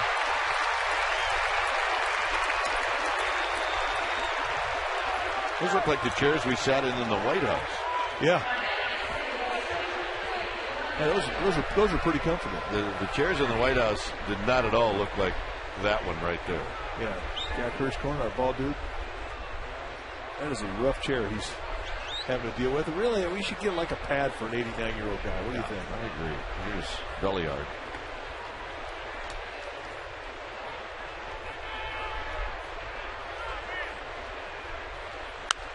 Belliard fouls it out of play.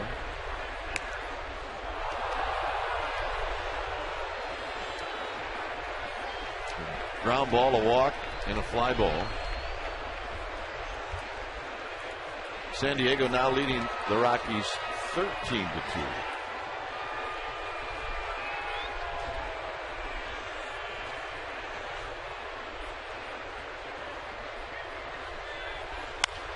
Topper to second or short. Uribe's only play will be at first. Belliard gets the RBI.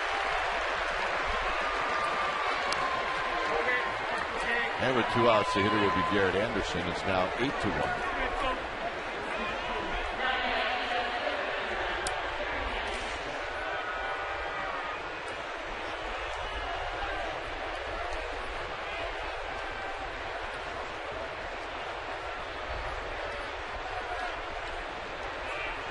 So Anderson comes into this at bat 0 for 3.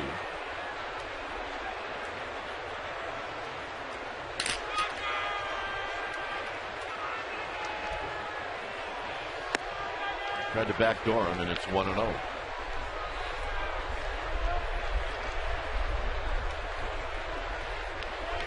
Sandoval, Uribe, and Posey will hit in the 7th.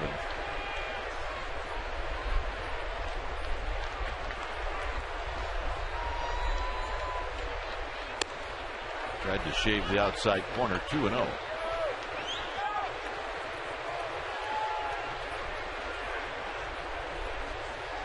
The theme on this homestand has been catch-up. In every game, it's been catch-up. When you're a struggling offense, that is not good. I mean, a confident offense, an offense that is used to putting up crooked numbers, that has power, you know, it's not a big deal, especially if you get down early in a ball game, which for the most part they have been down early in a ball game. But when you've been struggling with your offense, it just seems like things get real quiet in that Giants dugout. You look at the body language coming out of their dugout, and it's very quiet. If you go back to the start of the road trip in Toronto, Giants only scored 2 runs the first night. They got shut out on Saturday, but then they scored 9 on Sunday. So they had the one game where they picked it up. 3 runs in Houston on Tuesday, 3 runs on Wednesday, and in a loss, 5 runs on Thursday. And that'll do it for Anderson, and that's a hat trick. 8-1 Dodgers.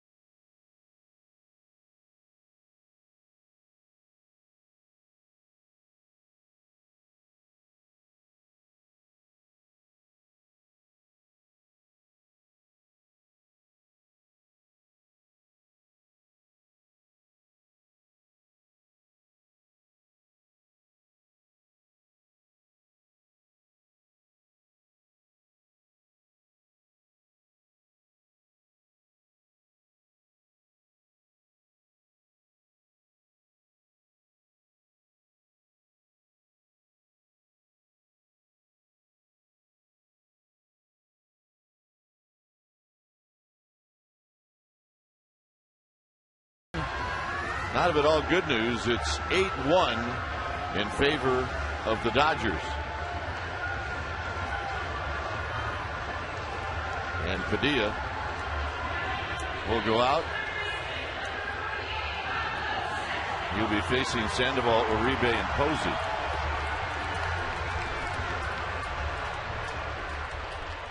Well, there is a little wonderment here as to what Padilla's going to do. I mean, I don't think he's going to hit anybody. That would be a bit of a surprise. But it could be where Giants don't sniff a hit from here on out. Because he's got that kind of ability. I mean, he's kind of a guy you don't want to wake up because he has such a good arm.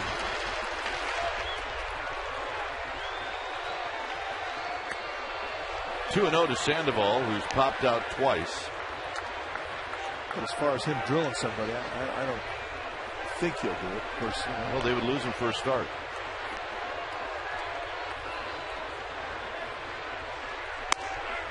There's a strike. 2 balls and 1 strike. Liberal strike. That's the beauty of taking the first shot. It really is. I mean, that's how the rules are set up right now. It allows the team to get the first shot in. But once there's a warning, and if you do it, you're going to get suspended. Your manager's going to get thrown out of the game.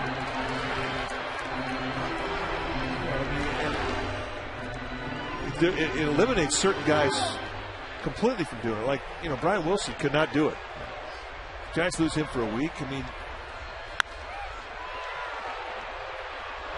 from deep short, Furcal throws out Sandoval. It would not be good to lose him for a week.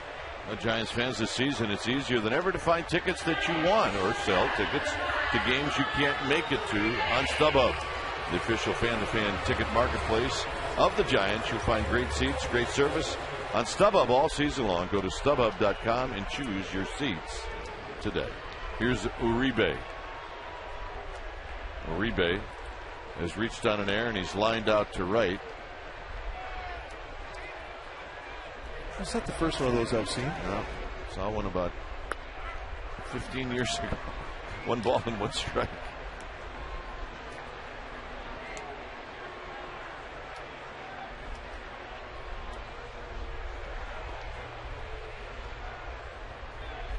I'm off the backstop, 1-2. My son, when he was a little guy, for Christmas asked for a Dodger hat. And my wife and I were like, what is going on? And Santa provided him with a Dodger hat. Right at Kemp. And he went in his bedroom, came back, he had circled it with something. Put a line through it, and that was why he wanted a Dodger hat. So in turn, we were a little frightened that maybe we didn't raise him right, and it turned out we did. Nice going. Yeah.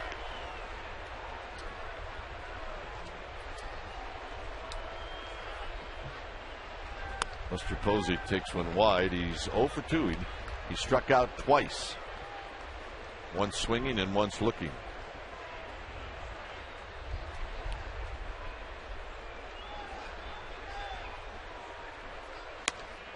This may be Padilla's last inning.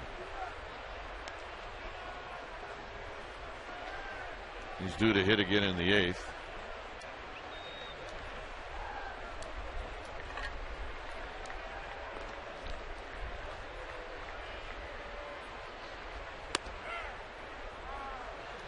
Mr. Posey's having a hard time figuring out how that's a strike. Well, it cost him an at bat in his last AP. Same pitch called a strike. Actually, not as good as that last pitch. They called strike 3 and a 3-2 pitch.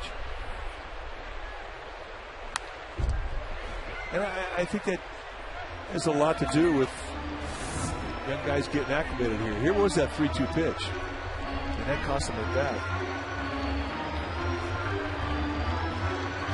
It has been a wide strike zone on both corners today. Hallian has been very generous, and has definitely been a pitcher's strike zone.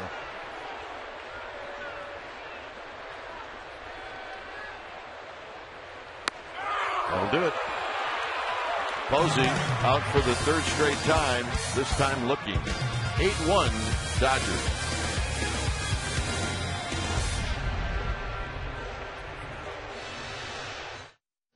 I am.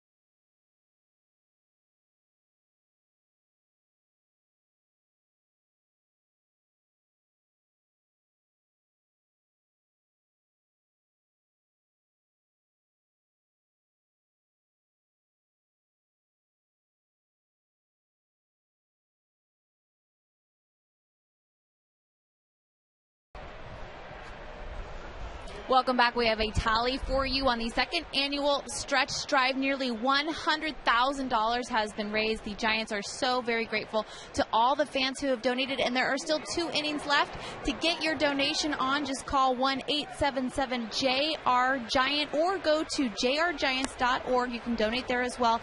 And fellas, somebody just called in a quote-unquote rally donation and said if everyone donates, that's going to help the Giants rally to win. Ah. There's Stretch. 1-0 to Reed Johnson. Brian Wilson throws. Broken back grounder to Sandoval. And Johnson will be retired. And the numbers for Wilson. No, they're great. He's having a good, solid season. 21 saves and 23 opportunities. 31st time he's come in. Obviously not a save situation, but he needs some work. 30 hits allowed in 32 innings, 44 strikeouts in 32 innings against 12 walks. That's an impressive number. 44 in 32. Jamie Carroll has been on base 3 times. All 3 times led off an inning. All 3 times it started a rally.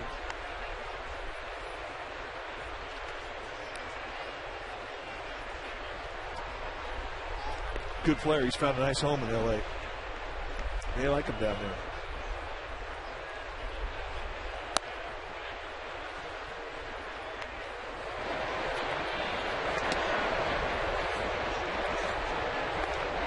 Ramon Troncoso getting greased up. I see George Sherrill, number 52, the left-handed reliever, watching.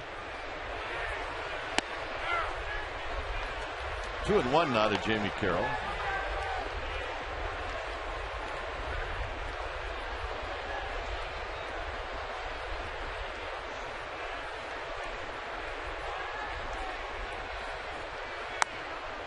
Wilson replaces Romo.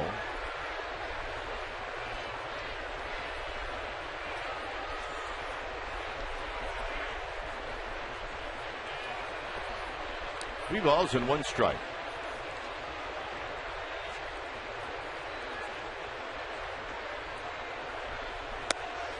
And that's a walk. And Jamie Carroll does it again.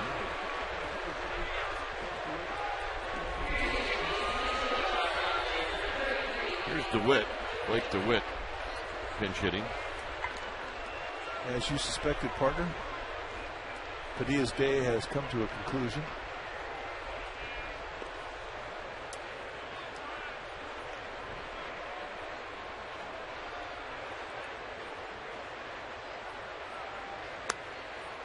First pitch to DeWitt is down low.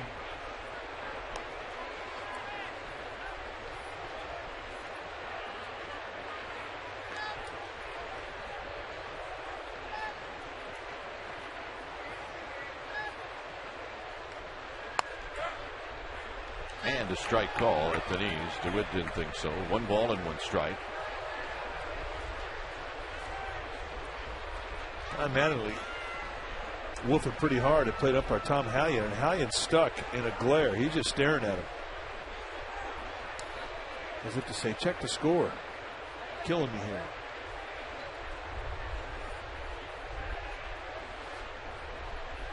But that's what a good hitting coach does. I mean, he fights for his hitters.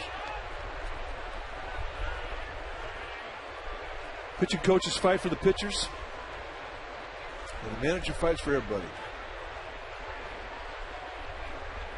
2 balls and a strike.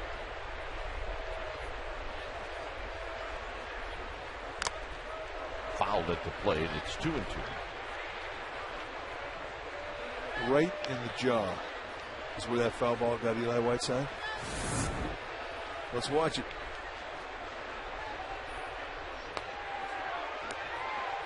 It stunned him. It's like getting punched. I say it every time it happens, but it really is exactly what it feels like. He's trying to reset his jaw right now. Same thing you do when you get hit in the jaw. And DeWitt is out. Backdoor cutter.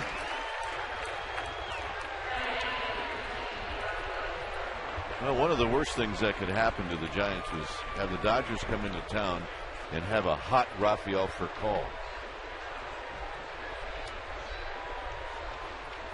Furcal on Monday 2 for 4, on Tuesday 3 for 5, and today 3 for 4.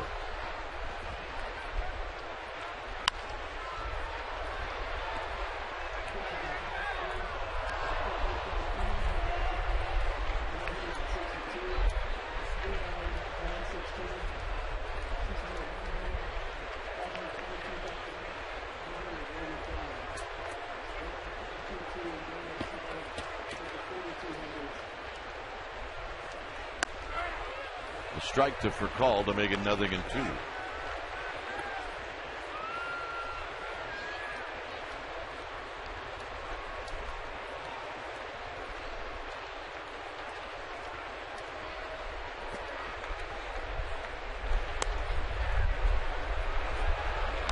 Giants will get into Colorado tonight, probably right around 8:30.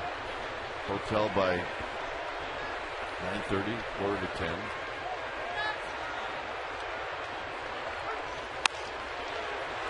Two and 2 to Furcal. And then you and I have to make the decision. Do we go to bed or do we hit the streets?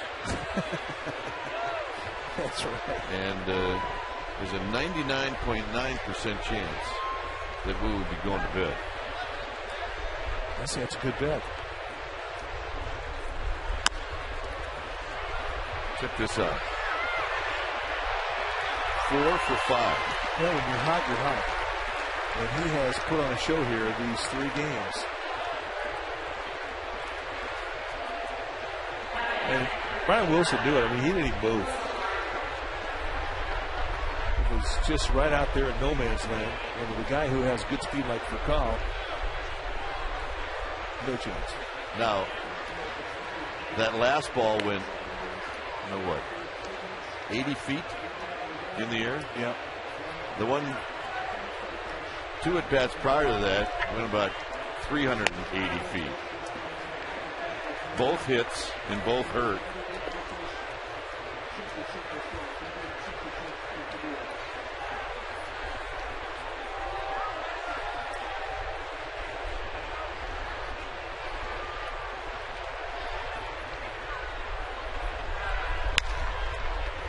That's a foul ball. Martin singled in the first inning. Since then he's flied out, struck out, and walked.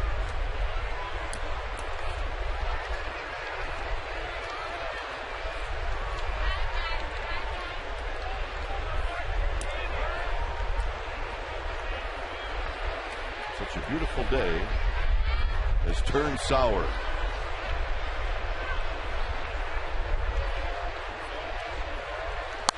Out of play. It stays 0-2.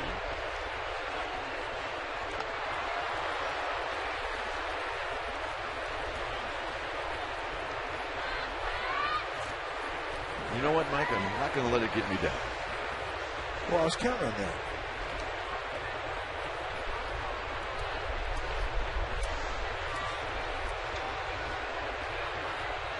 Too much baseball to play to get down. On the ground to Sandoval. And this should and does retire the side. You can be concerned though. It's an everyday game. Yes, it is.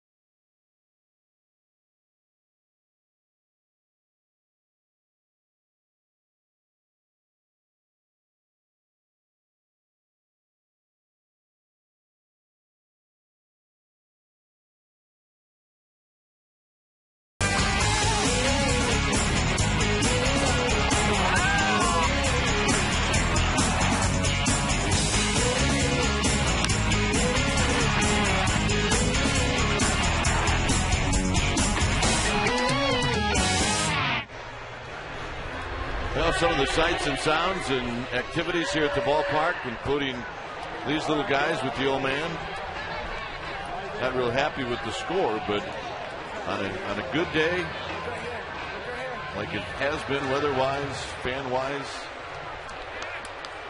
we're not going to let anybody get down. We're just not going to let it happen. Here's Eli Whiteside. Whiteside, Ishikawa, and Rowan facing Trancoso.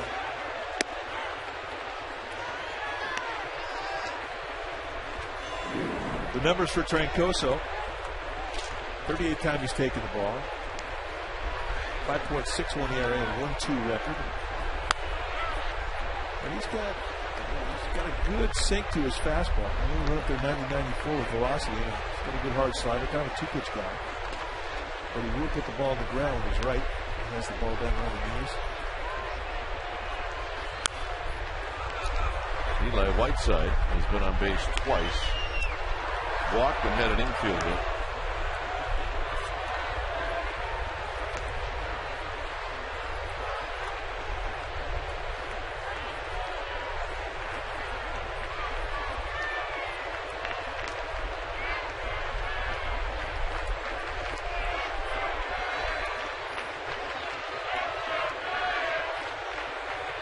Oh-2 pitch.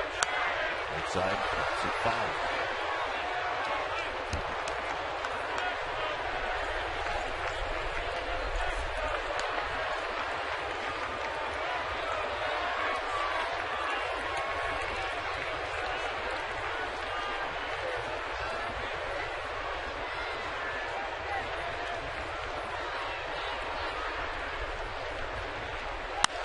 On the ground to second.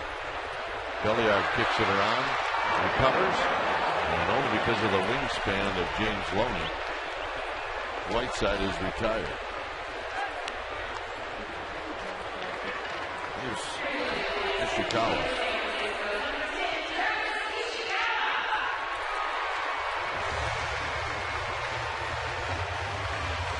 about Travis Ishikawa.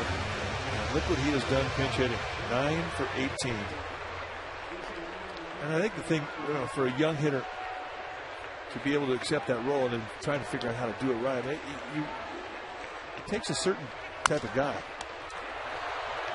On one pitch, Ishikawa back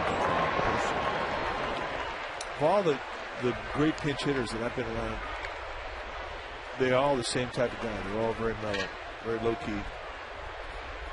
They don't rattle.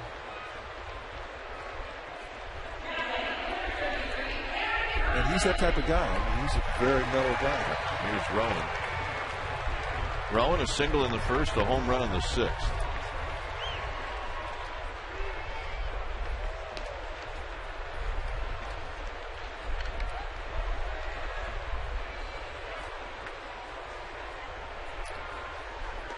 You may not want to be that guy that has that role, but it can put you in the big leagues for a very long time. Yeah. And you might want to be that everyday player, and maybe on another team you could be. But if it's not happening and you're having success coming off the bench, you can play for a very long time. We can give you 20 examples how that's true. Just don't ask us to do it right now. No, Liddy Harris, Mark Sweeney, Manny Mota, who's still with the Dodgers. Stayed around a long time.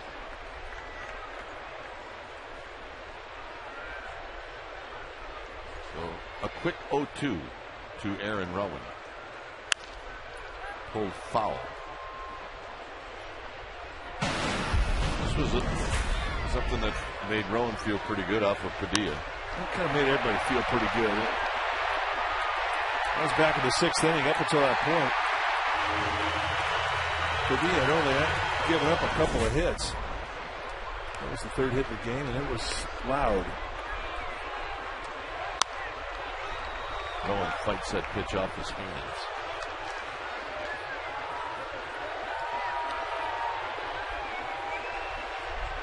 Triples alley. That's the view. It kind of looks like a long way. Yeah, it is a long way. You could land a plane over there. You get balls flying around all over the place from both bullpens. He's a pitcher's best friend.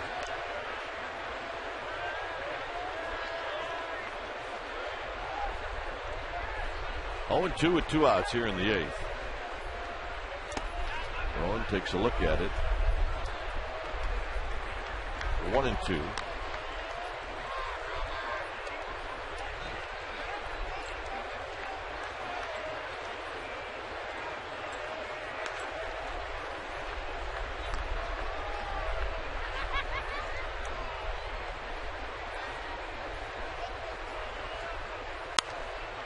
Play as he fights off a fastball.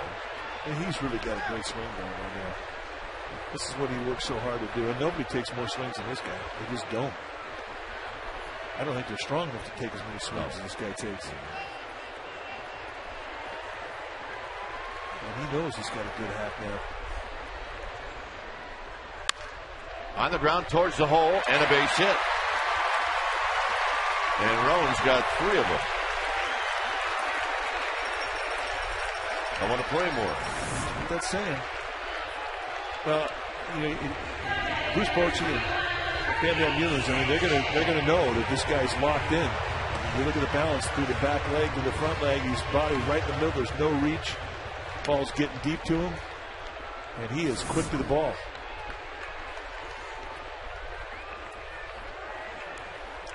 Giants are looking for that one guy to just get hot.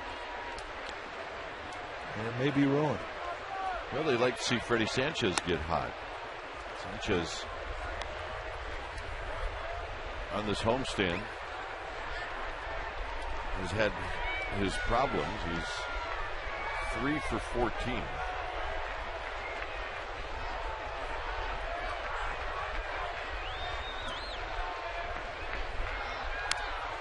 fouls this one back. 1 ball and 1 strike. Cheryl Miller. She used to play basketball, didn't she? Yep. And she was very good. She was good. Seeing if you're paying attention. I'm with you, partner. Up the middle, speared by Trancoso, and that will end the inning. 9th inning coming up. All Dodgers 8-1 in LA.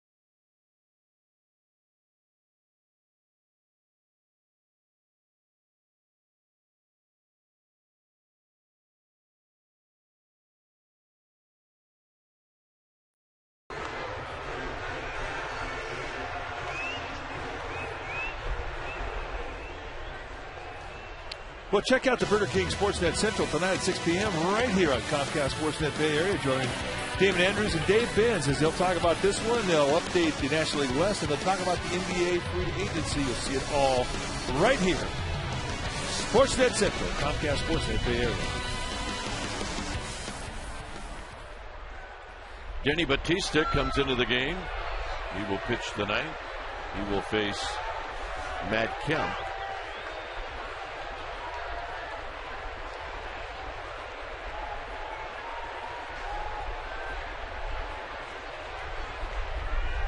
Kemp has 3 hits. And he takes a fastball high. He homered in the 5th inning off of Jonathan Sanchez. There's the numbers for Denny Bautista. 19th time he's come in. 31 strikeouts in 24 innings. I mean, those are good numbers. 30 base runners allowed in 24 innings. Done a nice job. Well, he needs to throw a strike here. He's behind in the count, 2-0.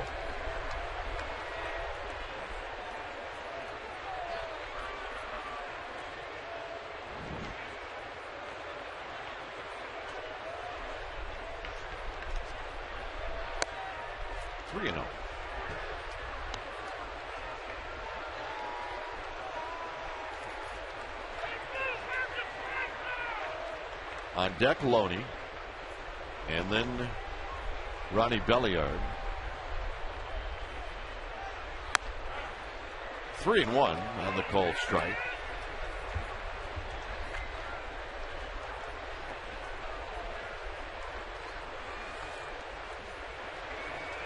Tomorrow night's going to be Madison Bumgarner getting a second start, taking on Aaron Cook in Colorado. I got to tell you, I'm already looking forward to it. Yeah, I am too. I think he'll be much more relaxed. And I think you're going to see a kid with good stuff tomorrow night. And he may hit one of the longest home runs ever at Coors Field. That's a good call. He could hit. His batting practice is fun to watch. He took batting practice the other day, and Aubrey Huff asked him to stop. because he was making everybody else look bad. He told Boach, he said, hit him fourth, Boach. He hit some bombs.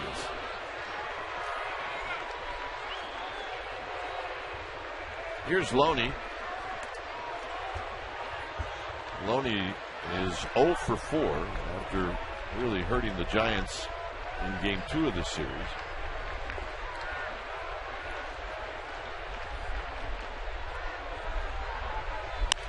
And he fouls it out of play, and it's 0-1.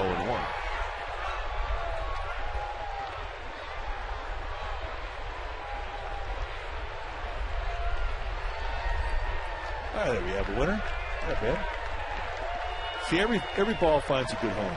The littlest guy in the bunch came out with it. That's the way it should be. Tough play. It's going to be the Panda backpedaling.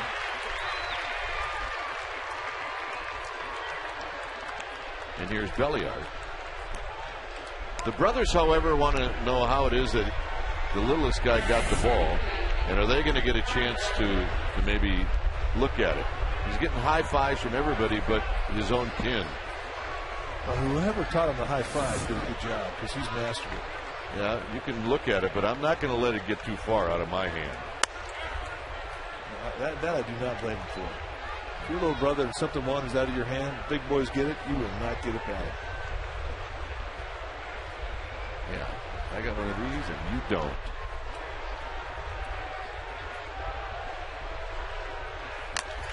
And now the glove of Eli Whiteside on the foul ball.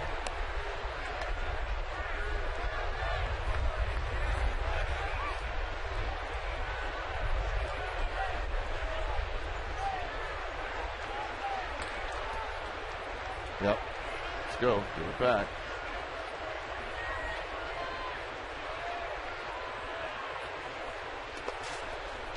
That's blocked by Whiteside.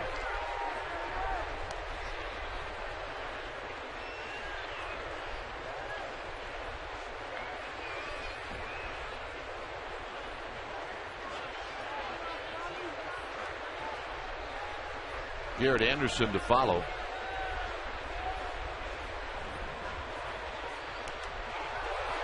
Well, that one was impossible for Whiteside to block. Down to second goes Kemp. That's a big league wild pitch. Oh, let's take a look at this big league wild pitch. Curveball bounces out about 5 feet in front of home plate. And you know you're going to wear it. You just hope you can keep it in front of you. It's off his left arm. On his shoulder. There isn't a whole lot of padding on that left shoulder.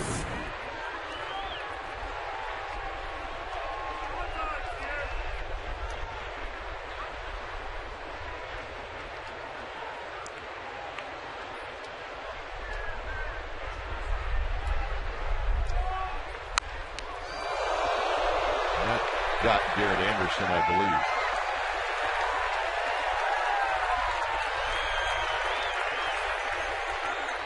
You're not careful in Yandex circles here, which are very close. You're going to get winged. Oh, there's the winner.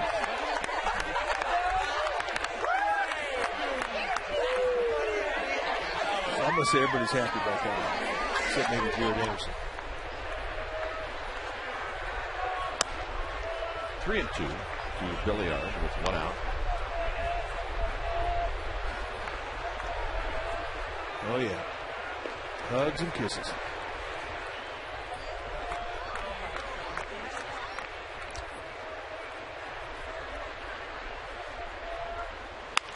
Foul. That's Larry Boa. Okay, here we go. We got a race. Jack Hurst going timeout. Yep. Timeout. Yep. I'm good. Hang on. Yep. Got it. Here we go. Time back in. Nice going, Jack. I like the timeout, though. Time. Jack, we got you covered.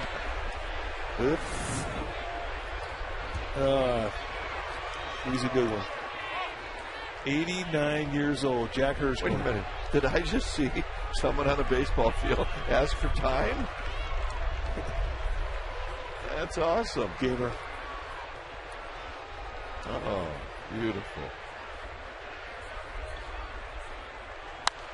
not often you get to laugh really hard in an 8-1 game. That's true. This is how his day started. Jack Hirschhorn just missed this one, and then, well, that's why you wear the double flap helmet. That right there, it looked like Dave Fleming leaving the bar on my birthday in Toronto. Yeah, that's true. Here's Jack strapping it on before the game. Got it on there. Okay. That's the easy part. It's going to take him until Monday to get it off. Popped up and out of play.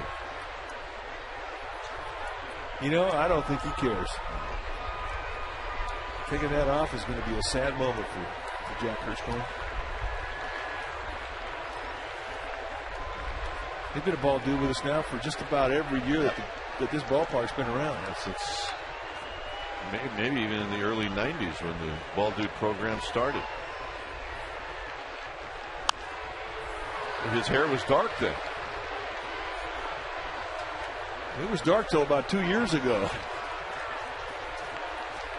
Jack, we love you, buddy.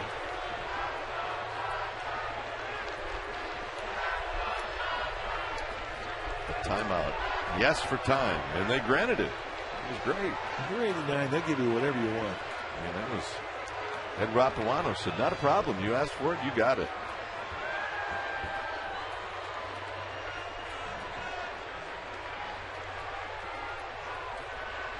Belliard with a long at bat and a lot of foul balls.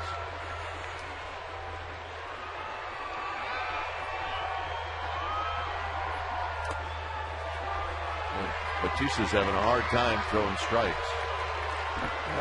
He called a slider, and I think right now that's the best pitch he feels he can control. But he's pulling out a little bit on his front shoulder, and he's not allowing his arm enough time to get in position to command the release point, and that's what's causing him to miss.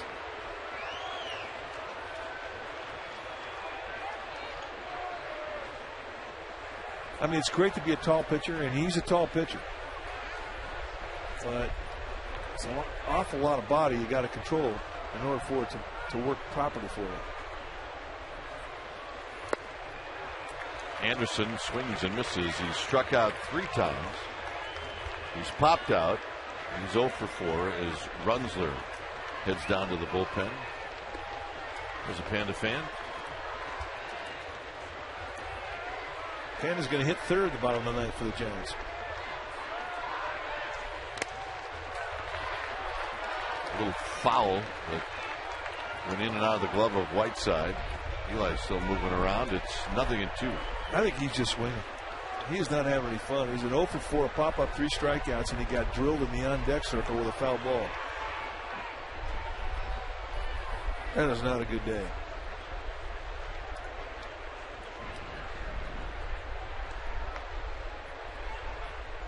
And he got him. You only do the play-by-play if I was hitting. And the pitch to Kuiper. He bunts it back to the pitcher. That's right.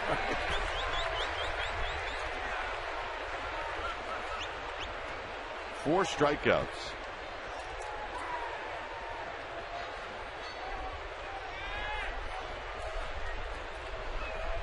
Here's Johnson.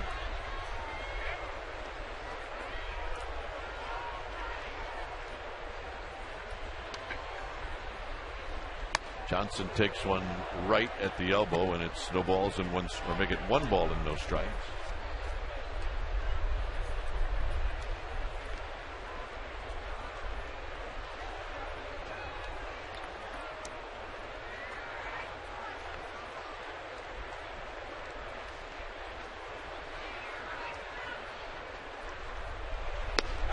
Right on the inside corner. Many of you maybe hoping that Johnson hits a foul ball for Jack Hirschhorn to get a little more work. He's ready.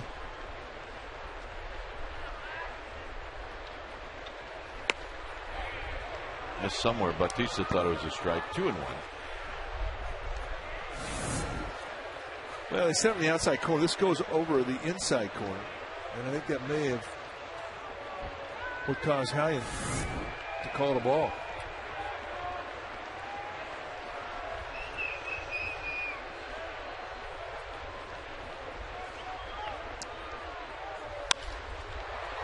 Hit out to Aaron Rowan in center field. That'll retire the side. Jack Hirschhorn. Hey, hey, hey! We need some time. We need some runs, Jack. That's what we need.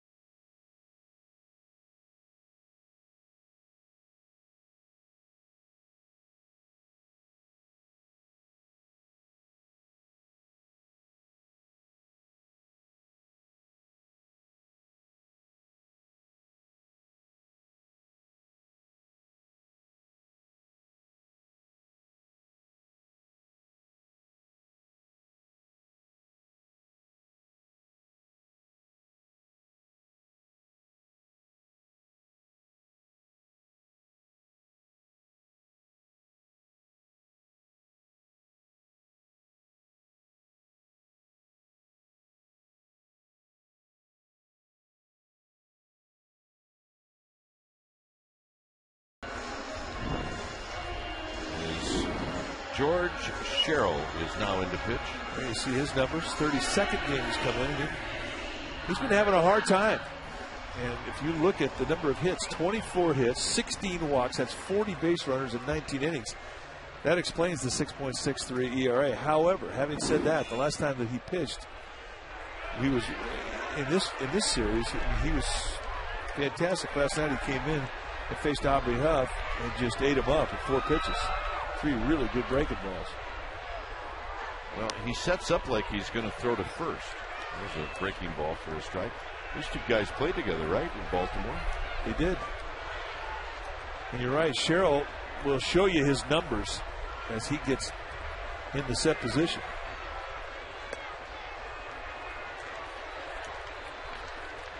This is a test of will right now. Aubrey Huff almost knows when he's going to throw him. Can see where he stands, and this is what the hitter sees. And for a left-hander, that's not uncomfortable at bat. No. You can see he's trying to figure it out. He is trying to figure it out. The wheels are turning.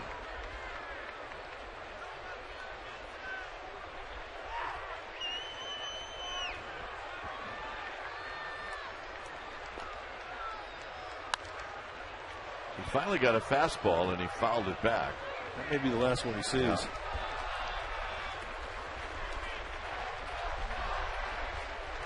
It's very hard to sit on a curveball when you got a pretty decent fastball, and Sherrill does. Especially with 2 strikes. Bounces this one to the second baseman, Belliard. 1 out here in the 9th. Here's Pat Burrell.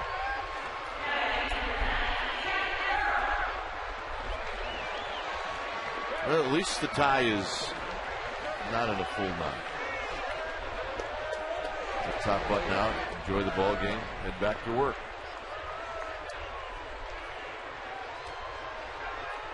(13-3) final. San Diego over Colorado. Padres did what the Giants were trying to do, and that's salvage a game in that 3-game series. Burrell out in front, 0-2.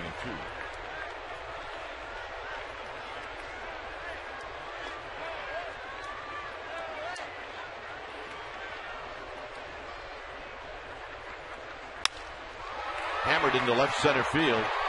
Kemp got a bit of a late break, and Burrow will put on the brakes. with a one-out single.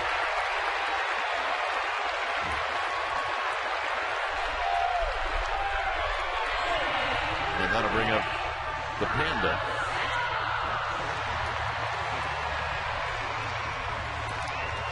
It all started with a one-out single. Yeah, what a comeback.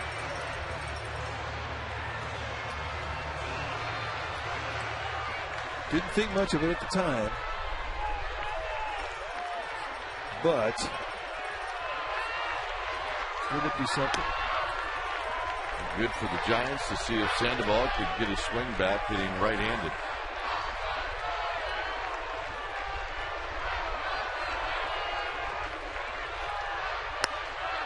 And a quick 0-2.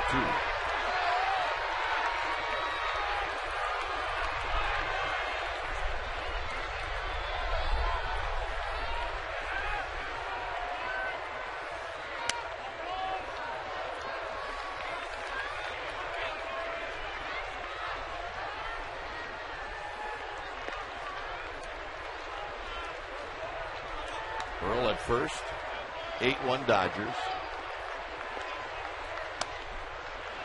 From 0-2 to 2-2. All fastballs.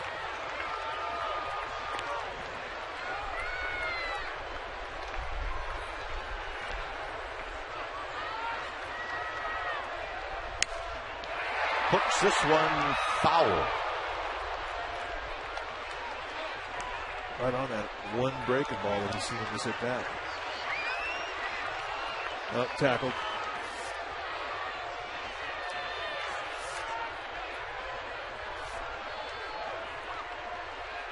Two-two pitch to Sandoval. Swinging a line drive into center field, a base hit.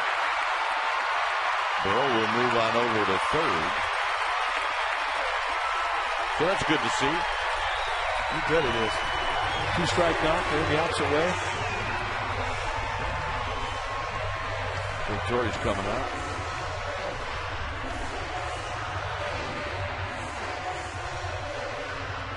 It's time for a change. Think Speedy Oil Change and Tune-Up. Your oil change tune-up and smog experts.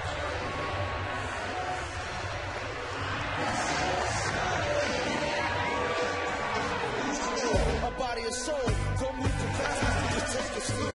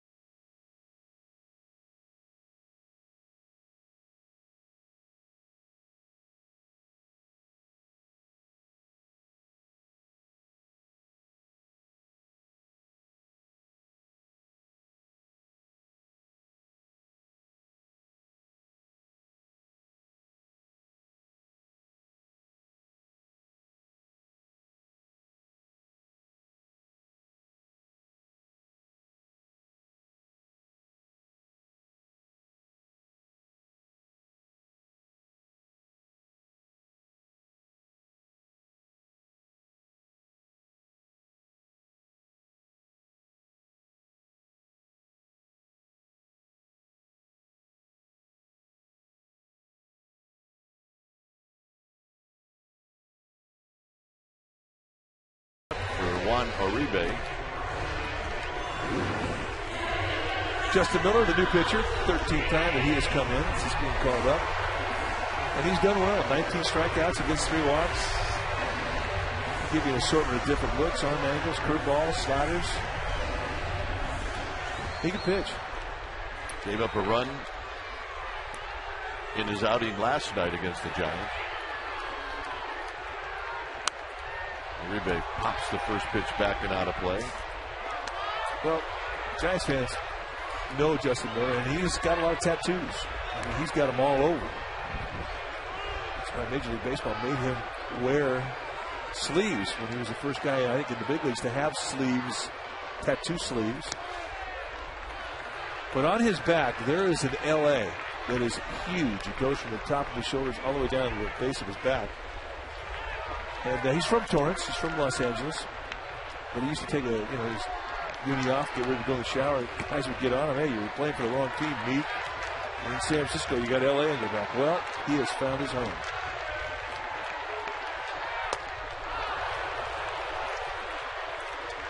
Chasing that breaking ball. It's now 1-2.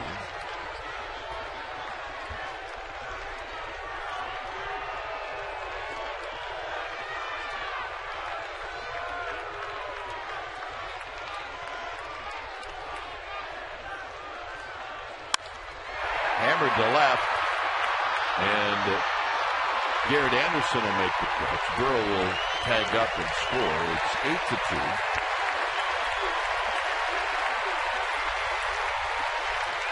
Sacrifice fly, RBI, number 46 for Uribe. And here's Buster Posey.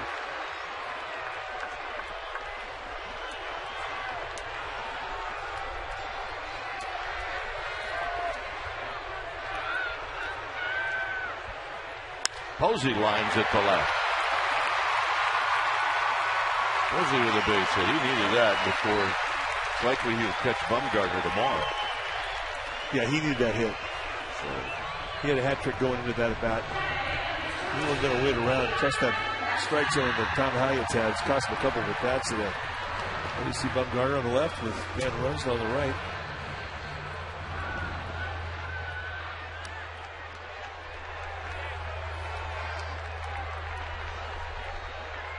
Whiteside,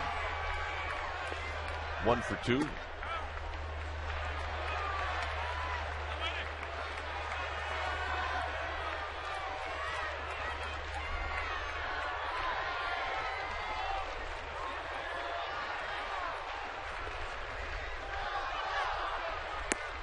One ball and one strike.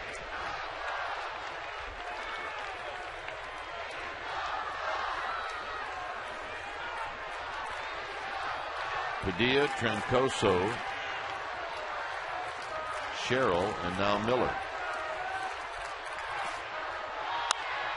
Whiteside with a good swing, and he fouls it back. It's 1-2.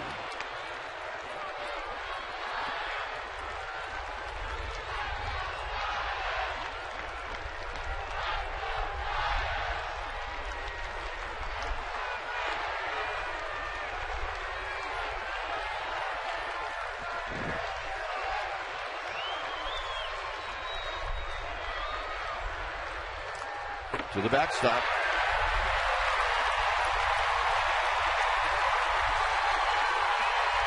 Both runners move up.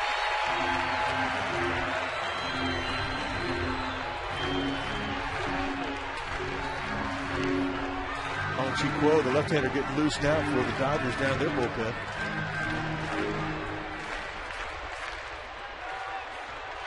For the Giants, you just want to get Jonathan Braxton into this game. It did take your chances. And that'll do it. So the Dodgers come into AT&T Park and they sweep the Giants. And they did it basically, Mike, the same way in every game. Score early and then hang on. Well, and you know, it's been rare this season when the starting pitching has not been able to go deep into a ball game, and that kind of was what happened this entire homestand. We saw big pitch counts go pretty much routine day to day, and it's going to be up to the kid, Madison Bumgarner, to stop this losing streak tomorrow in Colorado. All right, 8-2 is your final. All right, stay tuned.